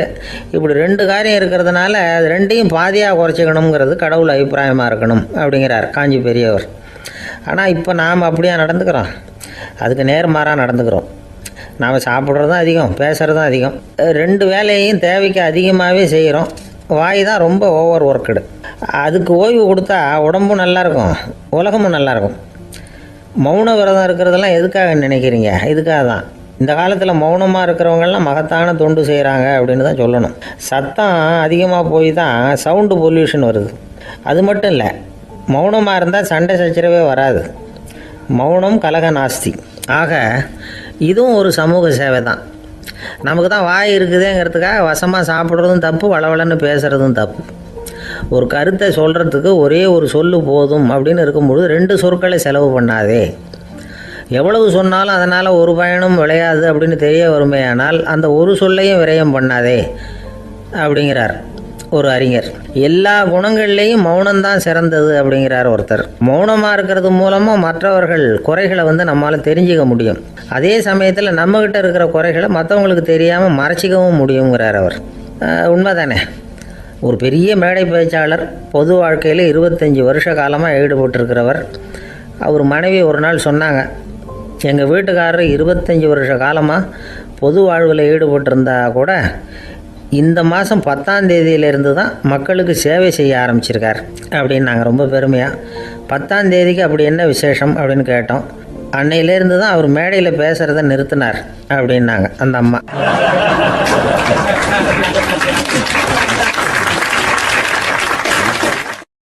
ஒரு பெரியவர்கிட்ட பேசிக்கிட்டு இருந்தேன். அவர் என்கிட்ட ஒரு கேள்வி கேட்டார். திருடர்கள் எத்தனை வகை தெரியுமா உனக்கு அப்படின்னார். இதுதான் அவர் கேட்ட கேள்வி. எதுக்காக என்ன பார்த்து அந்த கேள்வி கேட்டார் தெரியல. இருந்தாலும் நான் அவருக்கு பதில் சொன்னேன். திருடர்களில் எத்தனையோ வகை உண்டுங்க. கார் திருடன், சைக்கிள் திருடன், முகமூடி திருடன், எப்படி சொல்லிகிட்டே போகலாம். இருந்தாலும் என்னுடைய சிற்றறிவுக்கு எட்டின வரையில் திருடர்களை 2 வகையாக பிரிக்கலாம் அப்படின்னு நினைக்கிறேன். ஒன்று ராத்திரியில் திருடுற திருடன், இன்னொருத்தன் பகலில் திருடுறேன். அதாவது பகல் திருடன், ராத்திரி திருடன் அப்படின்னு பெரியவர் சிரித்தார். என்ன சிரிக்கிறீங்களே? என்ன கள்வர்கள் 4 வகை அப்படின்னு ஆரம்பிச்சார். எப்படின்னு கேட்டேன். சாப்பாட்டுக்கு இல்லாமல் திருடுறாங்க பாருங்க, அது ஒரு வகையான். சாப்பாட்டுக்கு இருந்தும் திருடுறாங்க பாருங்க, அது ஒரு வகையான். இதை தவிர இன்னும் ஒரு 2 வகை திருட்டு உண்டு. அது என்னன்னா, ஆண்டவன் கிட்ட இருந்து நாம திருடுற திருட்டு, இன்னொன்று என்னன்னா நம்ம கிட்ட இருந்து ஆண்டவன் திருடுற திருட்டு அப்படின்னார்.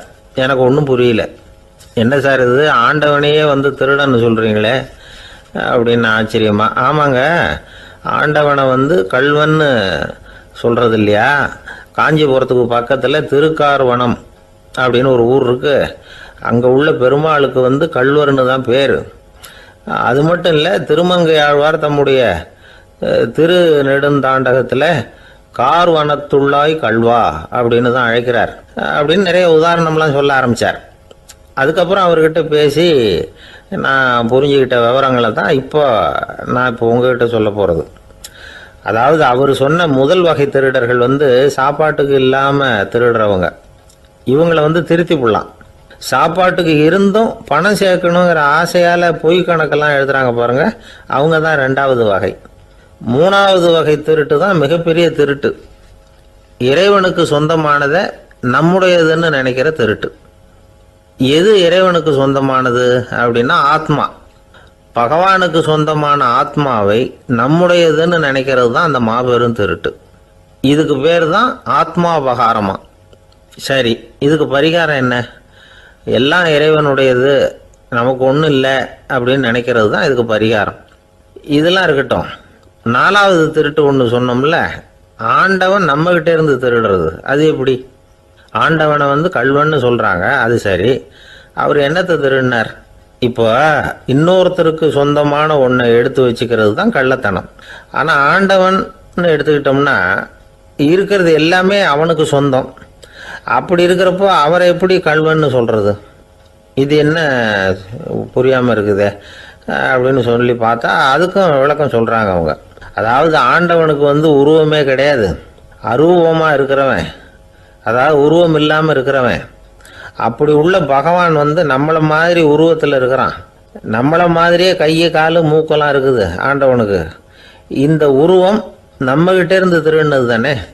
அவன் வந்து தன்னுடைய உண்மையான திருமேனியை வந்து நமக்கு காட்டாம, அதாவது தரிசனம் கொடுக்காம இருக்கிறது கள்ளத்தனம் தானே. அதனால தான் இதுவும் ஒரு பெரிய திருட்டு, இருக்கிறதுலேயே மிகப்பெரிய திருட்டு அப்படிங்கிறார். என்கிட்ட பேசிக்கிட்டு இருந்தார், இந்த விஷயம்லாம் சொல்லிட்டு இருந்தாரு இந்த பெரியவர். அதாவது திருட்டை வந்து ஆன்மீக நோகத்தில் அவர் பார்க்குறார். நம்ம பார்வையில் இதை விட அபூர்வமான திருட்டுலாம் இங்கே உண்டு. அபூர்வமான திருடர்களும் உண்டு. ஒரு திருடன் சிறையிலிருந்து விடுதலையாகி வெளியில் போனான். கொஞ்ச நாளில் மறுபடியும் திரும்பி ஜெயிலுக்கு வந்துட்டான். அப்போது சிறை அதிகாரி அவனுக்கு வந்து அறிவுரை சொன்னாராம். ஏன்பா இப்படி அடிக்கடி தப்பு பண்ணிவிட்டு ஜெயிலுக்கு வந்துவிடுறியே, உனக்கு சொந்த பந்தம் எதுவும் இல்லையா? உனக்கு அப்பா அண்ணன் தம்பிகள் அவங்க கூட எல்லாம் சேர்ந்து வாழணுங்கிற ஆசை இல்லையா அப்படின்னு கேட்டிருக்கார். அவங்களோட சேர்ந்து வாழணுங்கிற ஆசை எனக்கு நிறைய உண்டுங்க சார் அப்படின்னு நான். அவன் அப்புறம் எதுக்கு இப்படி ஜெயிலுக்கு வந்துவிடுற அப்படின்னாரான் அவர். அவங்க எல்லாருமே இங்கே தானே சார் இருக்காங்க அப்படின்னு நானான் அவன்.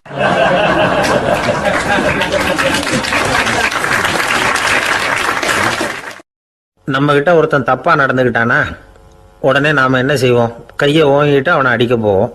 நாம அவங்கிட்ட அவனை விட ஒருபடி மேலா தப்பா நடந்துக்குவோம். ஆனா பெரியவங்கெல்லாம் அப்படி நடந்துக்கிறது இல்லை. இன்னா செய்தாரை ஒருத்தல் அவர் நாண நன்னயம் செய்து விடல் அப்படின்னு வள்ளுவர் சொல்லியிருக்காரு இல்லையா? அதுக்கு தகுந்த மாதிரி நடந்துக்குவாங்க. பாயசித் விஸ்தாமிங்கிறவர் ஒரு பெரிய ஞானி. அவர் ஒரு நாள் ராத்திரி ரொம்ப நேரம் மசூதியில் இருந்துட்டு வீட்டுக்கு திரும்பி வந்துகிட்டு இருக்கிறார். வழியில் ஒரு குடிகாரன், அவன் கையில் ஒரு இசைக்கருவி, அதை கண்ணா பின்னான்னு மீட்டிக்கிட்டு வாய்க்கு வந்தபடி என்னத்தையோ பாட்டுன்னு நினச்சிக்கிட்டு பாடிக்கிட்டு அவன் பாட்டுக்கு கிடக்கிறான் வழியில். அதோடு இருந்தாலும் பரவாயில்ல, அந்த பக்கமாக வழியில் போகிறவங்க வர்றவங்களையெல்லாம் பார்த்து கண்ணா பின்னான்னு திட்டிக்கிட்டு இருக்கிறான், ரொம்ப வளர்க்குறான். பாயசீத் பிஸ்தாமிங்கிற அந்த பெரியவர் அந்த வழியாக போகிறார். அவனை பார்க்குறார். அவனுடைய நிலைமையை பார்த்துட்டு பரிதாபப்படுறார். ஏன்பா இது மாதிரிலாம் நடந்துக்கிற, இப்படி நடக்கலாமா அப்படின்னு ஏதோ கொஞ்சம் புத்திமதி சொல்கிறதுக்கு ஆரம்பித்தார். அவனுக்கு கோபம் வந்துட்டுது. கையில் வச்சிருந்த வாத்திய கருவி அதால் ஓங்கி அந்த பெரியவர் தலையில் ஒரு அடி கொடுத்தான். ரத்த காயம் ஏற்பட்டு போச்சு. அவன் கையில் இருந்த இசைக்கருவியும் அடித்த வேகத்தில் ரெண்டாக உடஞ்சி போச்சு. அவ்வளோ வேகமாக அடிச்சிருக்கான். இவ்வளவு தூரத்துக்கு நடந்து போச்சுல்ல, அந்த மாபெரும் ஞானி வாயை திறந்து ஒரு வார்த்தை கூட பேசலை. பேசாமல் தலையை பிடிச்சிக்கிட்டு அவர் பாட்டுக்கு போயிட்டார். மறுநாள் அந்த பெரியவர் என்ன பண்ணார் தெரியுமா? கொஞ்சம் இனிப்பு பண்டங்கள், கொஞ்சம் பணம், இது ரெண்டையும் ஒரு ஆள் மூலமாக அனுப்பி வச்சார் அந்த குடிகாரனுக்கு. அவனுக்கு ஒன்றும் புரியல. என்ன விவரம்னு விசாரித்தான். வந்த ஆள் ஒரு கடுதாசியை நீட்டினான். அதில் விவரம் இருந்தது. ஞானி எழுதியிருக்கிறார், இதை பாருப்பா, உங்களுடைய இசைக்கருவி உடையறதுக்கு என்னுடைய தலை காரணமாக ஆயிட்டுது. அதுக்காக நான் ரொம்ப வருத்தப்படுறேன். அதுக்காக தான் பணம் அனுப்பி வச்சுருக்கேன். வேறு புதுசாக ஒரு இசைக்கருவி வாங்கிக்கோ. அப்புறம் இன்னொரு விஷயம், நேற்றுக்கு ராத்திரி என்கிட்ட ஏகப்பட்ட கசப்பான வார்த்தைகளை பேசினேன். இதோடு அனுப்பியிருக்கிற இனிப்பு பண்டங்களை சாப்பிட்டு உன்னுடைய நாவில் உள்ள கசப்பை மாற்றிக்கோ அப்படின்னு அதில் எழுதப்பட்டிருந்தது. இந்த சமயத்தில் அவன் குடி மயக்கத்தில் இல்லை, தெளிஞ்சு போயிருந்த நேரம் அது. அதனால் அதை படித்த உடனே அவனுக்கு ரொம்ப வெக்கமாக போச்சு. தலை குனிஞ்சான், யோசனை பண்ணான். கொஞ்ச நேரத்தில் தன்னுடைய நண்பர்கள் சில பேரையும் கூப்பிட்டுக்கிட்டு நேராக அந்த ஞானி இருக்கிற இடத்துக்கு ஓடினான். அவர் காலில் விழுந்தான். அவர்கிட்ட மன்னிப்பு கேட்டுக்கிட்டான். பெரியவங்களே தெரியாமல் நான் இந்த பாவ செயலை பண்ணிவிட்டேன், என்னை மன்னிச்சுங்க. உங்களுடைய பொறுமையும் போதனையும் என்னுடைய கண்ணை திறந்துட்டுது. இனிமேல் நானும் என்னுடைய நண்பர்களும் நல்ல வழியில் திருந்தி வாழ போகிறோம் அப்படின்னா. ஞானி செய்த நன்னயம் குடிகாரனை எப்படி திருத்திருக்கு பார்த்தீங்களா? இந்த கதையை கேட்டுவிட்டு ஒருத்தர் சொன்னார், என் வாழ்க்கையில் கூட அப்படி ஒரு சம்பவம் நடந்தது சார். நானும் ஒரு நாள் ராத்திரி ஓவராக குடிச்சிட்டு ஒரு கிட்டாரை வாசிச்சுக்கிட்டு கண்ணாபின்னான்னு உளறிக்கிட்டு திட்டிக்கிட்டு இருந்தேன். அந்த சமயம் அந்த வழியாக ஒருத்தர் வந்தார். ஊங்கி தலையில் ஒரே ஒரு அடி, ரத்தம் வந்துட்டுது. அதுக்கப்புறம் என் மனசு தெரிந்துவிட்டுது சார் அப்படின்னார். அப்படியா என்ன? ஆச்சரியமா. ஆமாம் சார், அடி விழுந்தது அவர் தலையில் இல்லை, என் தலையில். வந்தவர் என்ன அப்படி அடிச்சுட்டார். மயக்கம் தெளிஞ்சதுக்கு அப்புறம்தான் எனக்கு விவரம் புரிஞ்சுது. அவர் ஒரு போலீஸ்காரர் அப்படின்னார் ரொம்ப சோகமா.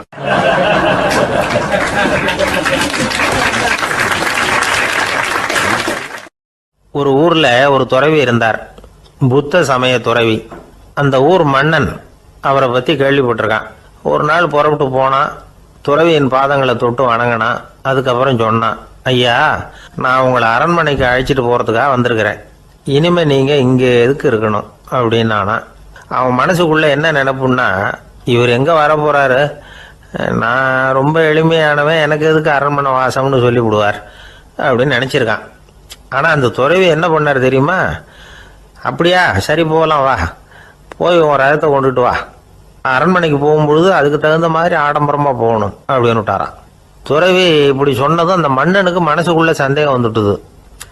இவர் உண்மையிலேயே துறவி தானா, ஏமாத்து பேர் வழி மாதிரி தெரியுதே அப்படின்னு நினைச்சிருக்கான். இருந்தாலும் இனிமே என்ன பண்றது, சொல்லியாச்சு. ரதத்தை கொண்டுட்டு வந்தான். துறவி ஏறி உட்காந்தார். பக்கத்துல ராஜா. அவர் ரொம்ப உற்சாகமா வரார். இவன் ரொம்ப சோர்ந்து போய் வரான். துறவி மரத்தடியிலேயே வாழ்ந்து பழக்கப்பட்டவர். அரண்மனையில எளிமையா ஒரு இடத்துல உட்காந்துக்குவார் அப்படின்னு நினைச்சான். ஆனா அப்படி இல்லை. அரண்மனைக்கு வந்த உடனே அந்த துறவி அதை கொண்டுட்டு வா, இதை கொண்டுட்டு வான்னு சொல்லி உத்தரவு போட ஆரம்பிச்சுட்டார். அரண்மனையில இருந்தா அரசனை மாதிரி இருக்கணும் அப்படிங்கிறார். ராத்திரி பூரா சௌரியமா தூங்கினார். பகல்ல அரண்மனை தோட்டத்துல உலாவ வேண்டியது, நீச்சல் குளத்துல குளிக்க வேண்டியது, இப்படியே பொழுது போக்கிட்டு இருக்கிறார். அந்த அரண்மனையில துறவி மகிழ்ச்சியா இருக்கிறார். மன்னனால அப்படி இருக்க முடியல. அவருக்கு எந்த கவலையும் இல்லை, இவனுக்கு அரசாங்க கவலைகள். துறவி அப்படி இருக்கிறத இவனால தாங்கிக்க முடியல. ஒரு நாள் அவர்கிட்டயே போய், நான் உங்ககிட்ட கொஞ்சம் பேசணும் நானா. துறவி பார்த்தார். நான் இந்த அரண்மனைக்கு வரும்பொழுதே நீ என்னமோ என்கிட்ட கேட்கணும்னு நினைச்ச. ஏன் கால தாமதம்? நீ அனாவசியமா உன்னையே தொந்தரவு பண்ணிட்டு இருக்கிற. நீ கவலையா இருக்கேங்கிறது எனக்கு புரியுது. நான் மரத்தடியில் இருந்தப்போ கூட என்னை அடிக்கடி சந்திச்சுக்கிட்டு இருப்ப, ஏதாவது விளக்கம் கேட்கறது உண்டு. இங்க வந்த பிறகு என்னை சந்திக்கிறது கூட அபூர்வமா போயிட்டுது. நீ இப்போ என்ன கேட்க போறேங்கிறது எனக்கு தெரியும், இருந்தாலும் கேளு அப்படின்னாராம். வேற ஒண்ணும் இல்லைங்க, இப்போ உங்களுக்கும் எனக்கு என்ன வித்தியாசம்? 2 பேரும் அரண்மனையில தான் இருக்கிறோம். நீங்க மகிழ்ச்சியா இருக்கிறீங்க, நான் அப்படி இருக்க முடியல. இவ்வளவுக்கும் நீங்க முன்னாடி இருந்தது மாதிரி இல்லை. தினமும் தங்க தேர் கேட்குறீங்க, உயர்தரமான ஆடைகள் அணிகிறீங்க, சுவையான சாப்பாடு. இப்படி இருக்கிறப்போ உங்களுக்கு எனக்கு என்ன வித்தியாசம்? இதுதான் மன்னனுடைய கேள்வி. இதுக்கு பதில் சொல்றேன், என் கூட புறப்பட்டு வா, இந்த நகரத்துக்கு வெளியில போவோம் அப்படின்னு சொல்லி அரசனை கூப்பிட்டுக்கிட்டு ஊர் எல்லைக்கு வந்து சேர்ந்தார் துறவி. அங்க போய் சொன்னார், இதை பாருப்பா, இந்த இடத்த தான் தேடிக்கிட்டு இருந்தேன். இனிமே நான் வந்து திரும்பி வர போறதில்ல. நீ என்னோட வர்றியா திரும்பி போறியா அப்படின்னார். நான் எப்படிங்க உங்க கூட வர முடியும்? என்னுடைய நாடு, என்னுடைய சொத்துக்கள், மனைவி, மக்கள் எல்லாத்தையும் விட்டுட்டு எப்படிங்க வர்றதுன்னா. இப்ப அந்த துறவி சொன்னார், இப்ப வித்தியாசத்தை தெரிஞ்சுக்கிட்டியா? நான் அரண்மனையில் இருந்தேன், எல்லா வித பொருள்களும் உடையவனா இருந்தேன், ஆனா எதையும் சொந்தம் கொண்டாடுறவனா இருக்கல. ஆனா நீ அப்படி இல்லை, எல்லாத்தையும் சொந்தம் கொண்டாடிக்கிட்டு இருக்கிற. இதுதான் நமக்குள்ள வித்தியாசம் அப்படின்னு சொன்னார். அரண்மனை ஆடைகளை அப்படியே கலைஞர் அரசங்கிட்ட கொடுத்தார். உன்னுடைய ஆடைகளை நீயே வச்சுக்கோன்னார். அவர் பாட்டுக்கு நடந்து போனார், திரும்பியே பார்க்கல. அரசனுக்கு அப்பதான் தன்னுடைய அறியாமை விளங்குச்சான். இதுல இருந்து நாம புரிஞ்சுக்க வேண்டியது என்னன்னா, இந்த உலகத்துல எத்தனையோ பொருள்கள், அதையெல்லாம் முறையா பயன்படுத்தினா மகிழ்ச்சி. அதை விட்டுட்டு அதுக்கெல்லாம் சொந்தம் கொண்டாட ஆரம்பிச்சா கவலை. நம்ம ஆட்கள் வந்து சொந்தம் கொண்டாடுற விதமே தனி. ஒரு ஆளு இன்னொருத்தங்கிட்ட ஒரு கொடை கடன் வாங்கியிருந்தான், திருப்பி கொடுக்கல. கொடையை கொடுத்தவன் கேட்டான், என்கிட்ட கடன் வாங்கினிய கொடை, அதை கொஞ்சம் திருப்பி தர்றியான்னா. அது உனக்கு இப்போ அவசரமா தேவைப்படுதா அப்படின்னு கேட்டான் இவன். எனக்கு தேவைப்படல, அந்த கொடையை நான் யாருக்கிட்ட வாங்கியிருந்தேனோ அவனுக்கு இப்போ அது அவசரமா தேவைப்படுது அப்படின்னு அந்த ஆள்.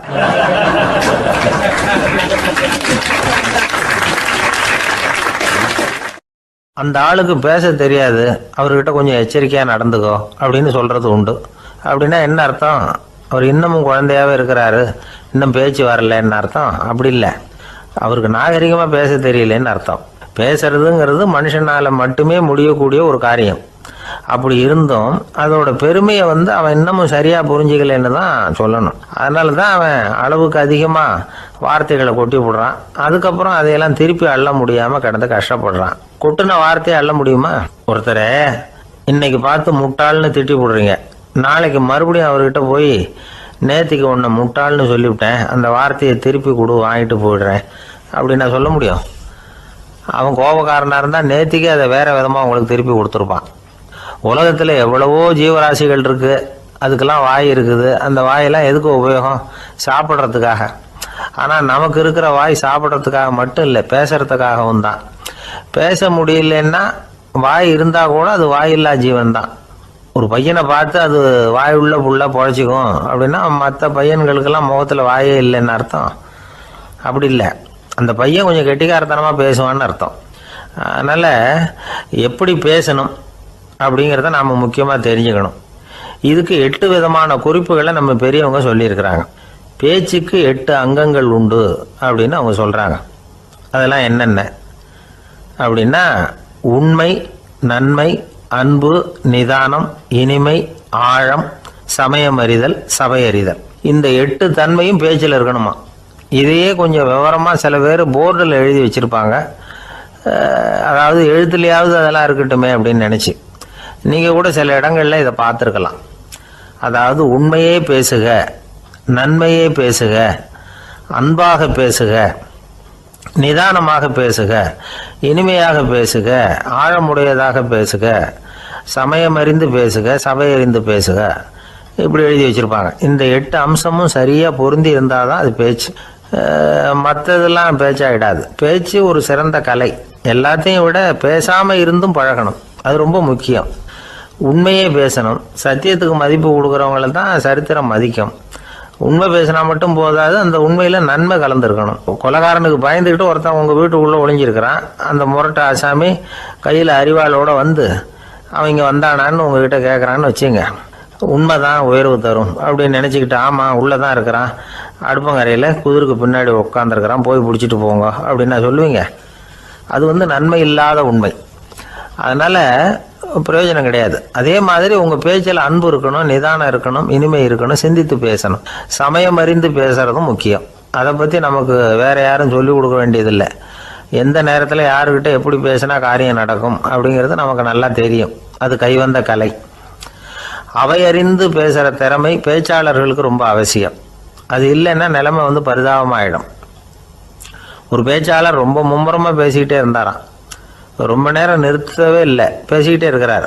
சபையில் இருந்தவங்கெல்லாம் ஒவ்வொருத்தரும் எழுந்திரிச்சு போய்கிட்டே இருக்கிறாங்க. கடைசியில் 2 பேர் தான் அக்கறையா பேசுகிறவரை கவனிச்சுட்டு உட்காந்துருந்தாங்களாம். மேடையில் பேசிக்கிட்டு இருந்தவர் அவங்கள பார்த்து சொன்னாராம், எனக்கு கூட்டம் முக்கியம் இல்லை, எவ்வளவு பேர் என் பேச்சை கேட்குறாங்க அப்படிங்கிறது முக்கியம் இல்லை. நீங்கள் 2 பேராவது ஊக்கமாக என்னை கவனிச்சுக்கிட்டு உட்காந்துருக்குறீங்க, அது போதும். உங்களுக்காகவே நான் பேசிக்கிட்டு இருக்கிறேன் அப்படின்னார். இதை கேட்டதும் உட்காந்துருந்த 2 பேரில் ஒருத்தர் எழுந்திருச்சு, அப்படி இல்லைங்க, நாங்கள் 2 பேரும் நீங்கள் பேசி முடித்த உடனே தொடர்ந்து பேச வேண்டிய ஆளுங்க, அதுக்காக தான் காத்துக்கிட்டு இருக்கிறோம், சீக்கிரம் முடிங்க அப்படின்னாங்களாம்.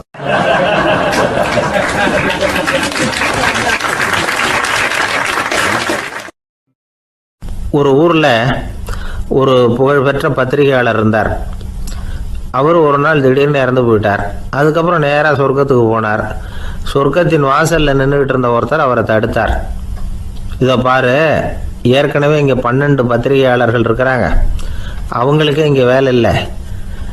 அதுக்கு என்ன காரணம்னா, சொர்க்கத்தில் திடுக்கிடும் செய்திகள்லாம் ஒன்றும் கிடையாது, அப்படி என்ன இருக்க போகுது இங்கே எல்லாம் அது ஒழுங்காக நடந்துகிட்டு இருக்கோம்.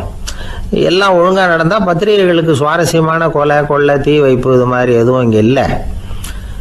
ஏற்கனவே இங்கே இருக்கிறவங்க எல்லாரும் மரத்தடியில் உட்காந்துக்கிட்டு தியானம் பண்ணிகிட்டு இருக்கிறாங்க. அந்த ஒரே செய்தி தான் தினமும் இங்கே வந்துக்கிட்டு இருக்குது. அதை படிக்கிறதுக்கே இங்கே ஆள் கிடையாது. அதனால் நான் என்ன சொல்கிறேன்னா, நீ பேசாமல் நரகத்துக்கே போயிடு.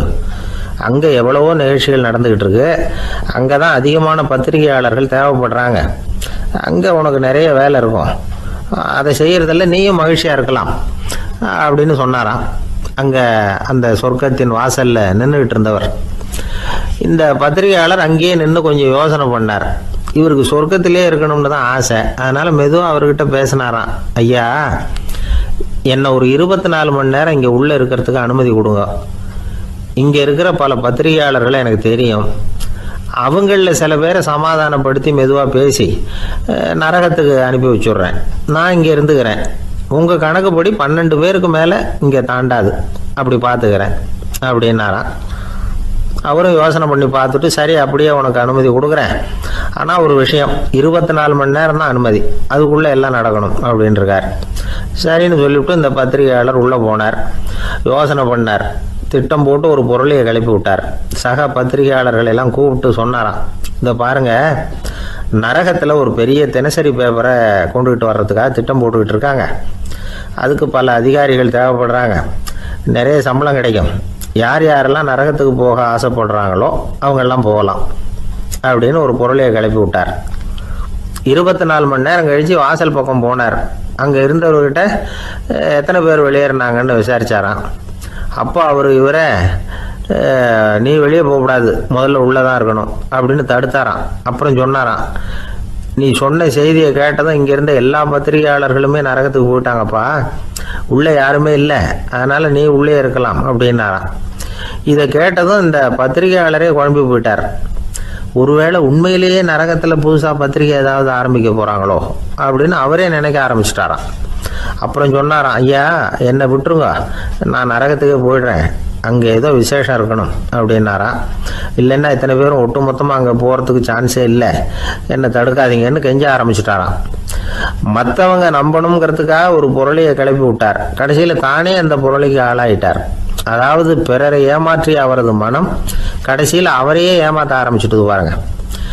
நீங்கள் இப்படி அடுத்தவங்களை ஏமாத்துறதுக்கு உங்கள் மனசை பழக்கப்படுத்துறீங்க, ஆனால் கடைசியில் அதனால் நீங்களே ஏமாற்றப்படுகிறீர்கள் அப்படிங்கிறது பெரியவர்களுடைய புத்திமதி. அதனால் உங்கள் மனசுக்கிட்ட ரொம்ப எச்சரிக்கையாக இருங்கோ அப்படிங்கிறாங்க. நம்ம ஆளுங்க அங்கே போய்